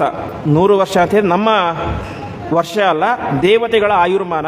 ಆ ದೇವತೆಗಳ ಆಯುರ್ಮಾನದ ಪ್ರಕಾರ 100 ವರ್ಷಗಳ ಕಾಲ ಅಲ್ಲಿ ತಾವು ವೇದವ್ಯಾಸ ದೇವರ ಒಂದು ಸೇವೆಯನ್ನು ಮಾಡಿ ಮುಂದೆ ಅಲ್ಲಿ ಏಕತಾ ಮೂಲರೂಪೇಣ ಮತ್ತೆ ತಮ್ಮ ಮೂಲರೂಪದೊಂದಿಗೆ ಐಕ್ಯವನ್ನು ಹೊಂದುತ್ತಾರೆ ಎಂಬಂಥ ವಿಚಾರವನ್ನು ಹೇಳ್ತಾರೆ. ಹೀಗೆ ಪಿಂಗಲಾಬ್ಧೆ ಮಾಘಶುದ್ಧ ನವಮ್ಯಾಂ ಬದರೀಂ ಯಯೌ ಎಂಬುದಾಗಿ ಹೇಳುವಂತೆ ಮಾಘಶುದ್ಧ ನವಮಿ, ಮಾಘ ಮಾಸದ ಶುಕ್ಲ ಪಕ್ಷದ ನವಮಿ ಅಂದರೆ ಇದೇ ಮಾಘ ಮಾಸದ ಮುಂದೆ ಬರುವಂತಹ ನವಮಿ ತಿಥಿ ಏನಿದೆ ಆ ಒಂದು ತಿಥಿಯಲ್ಲಿ ಅವರ ಮೇಲೆ ಪುಷ್ಪವೃಷ್ಟಿಯಾಗಿದ್ದು, ನಂತರ ಪುಷ್ಪವೃಷ್ಟಿಯನ್ನು ತಾವು ಕೆಳಗೆ ಇರಿಸಿ ಮುಂದೆ ತಾವು ಎಲ್ಲ ಭಕ್ತರಿಗೆ ತಾವು ವಿಶೇಷವಾದ ಅನುಗ್ರಹವನ್ನು ಮಾಡಿ ತಾವೇನು ಮಾಡ್ತಾರೆ, ಮುಂದೆ ಉತ್ತರ ಬದರಿ ಕ್ಷೇತ್ರಕ್ಕೆ ಪ್ರಯಾಣವನ್ನು ಮಾಡ್ತಾರೆ. ಮುಂದೆ ಹೇಳುವಂತೆ ಅದೃಶ್ಯೋ ರೂಪ್ಯಪೀಠೇಸ್ತಿ ದೃಶ್ಯೋಸ್ತಿ ಬದರೀ ತಟೆ ಅಂತ ಮಧ್ವಾಚಾರ್ಯರ ವಿಶೇಷವಾದಂಥ ಸನ್ನಿಧಾನ ಎಂಬುದು ಆ ರೌಪ್ಯಪೀಠ ಉಡುಪಿ ಕ್ಷೇತ್ರದಲ್ಲಿ ಇದೆ. ಅಲ್ಲಿ ಕಾಣೋದಿಲ್ಲ. ಅದೃಶ್ಯ ರೂಪ್ಯಪೀಠೇಸ್ತಿ, ಕಾಣದೇ ಇರುವಂತೆ ಮಧ್ವಾಚಾರ್ಯರು ಅಲ್ಲಿ ಇದ್ದಾರೆ. ದೃಶ್ಯೋಸ್ತಿ ಬದರಿ ತಟೆ ಅಂತ ಕಣ್ಣಿಗೆ ಕಾಣುವಂತೆ ಆ ಊರ್ಧ್ವ ಬದರಿ ಕ್ಷೇತ್ರದಲ್ಲಿ ಇವತ್ತಿಗೂ ಕೂಡ ಆ ವೇದವ್ಯಾಸ ದೇವರ ಸೇವೆಯನ್ನು ಮಾಡ್ತಾ ಇದ್ದಾರೆ ಎಂಬುದಾಗಿ ತಿಳಿಸ್ತಾರೆ. ಹೀಗೆ ವಾಸ್ತವಿಕವಾಗಿ 16 ಸರ್ಗಗಳಲ್ಲಿ ವಿಸ್ತಾರವಾಗಿ ಈ ಮಧ್ವಾಚಾರ್ಯರ ಮಹಿಮೆ ಎಂಬುದು ವರ್ಣಿತವಾಗಿದೆ. ಈ ಕೊಟ್ಟಂತಹ 3 ದಿವಸಗಳಲ್ಲಿ ಯಥಾಮತಿಯಾಗಿ ಆ ಮಧ್ವಾಚಾರ್ಯರ ವಿಶೇಷವಾದಂತಹ ಮಹಿಮೆಯನ್ನು ಯಥಾಮತಿಯಾಗಿ ತಿಳಿಸಿದ್ದೇನೆ. ವಿಶೇಷವಾಗಿ ಆ ವಾಯುದೇವರ ಮೊದಲನೇ ಅವತಾರ ಮುಖ್ಯಪ್ರಾಣಾವತಾರ ಅಂತಹ ಮುಂಗಲಿ ಮುಖ್ಯಪ್ರಾಣದೇವರ ಸನ್ನಿಧಾನದಲ್ಲಿ ಅವರ 3ನೇ ಅವತಾರವಾದಂತಹ ವಾಯುದೇವರ ಮಹಿಮೆಯನ್ನು ತಿಳಿಸಿದ್ದೇನೆ. ಅಂತಹ ವಾಸ್ತವಿಕವಾಗಿ ಅಗ್ನಿಹೋತ್ರಿ ಆಚಾರ್ಯರು ಈ ಪ್ರವಚನಕ್ಕೆ ಬರಬೇಕಿತ್ತು. ಅವರಿಗೇನೋ ಕಾರ್ಯದ ಒತ್ತಡದಿಂದಾಗಿ ಬರಲಿಕ್ಕಾಗಲಿಲ್ಲ. ನಾನು ಕೂಡ ಏನೋ ಕಾರ್ಯದಿಂದಾಗಿ ರಾಯಚೂರಿಗೆ ಬರಬೇಕಾಗಿತ್ತು, ಅವಕಾಶ ಸಿಕ್ಕಿತ್ತು. ಹಾಗಾಗಿ ಅಂತಹ ಅವಕಾಶವನ್ನು ಕೊಟ್ಟಂತಹ ಅಗ್ನಿಹೋತ್ರಿ ಆಚಾರ್ಯರಿಗೂ, ಅದೇ ರೀತಿಯಾಗಿ ಎಲ್ಲ ಈ ಮುಂಗಲಿ ಪ್ರಾಣದೇವರ ದೇವಸ್ಥಾನದ ಎಲ್ಲ ಆಡಳಿತ ಮಂಡಳಿಗೂ, ಅದೇ ರೀತಿಯಾಗಿ ಈ ಒಂದು ಸಮಾರಂಭವನ್ನು ಆಯೋಜನೆ ಮಾಡಿದಂತಹ ಎಲ್ಲರಿಗೂ ಕೂಡ ಧನ್ಯವಾದಗಳನ್ನು ತಿಳಿಸುತ್ತಾ ಈ 2 ಮಾತುಗಳನ್ನು ಮಧ್ವಾಂತರ್ಗತ ಶ್ರೀಕೃಷ್ಣಾರ್ಪಣಮಸ್ತು.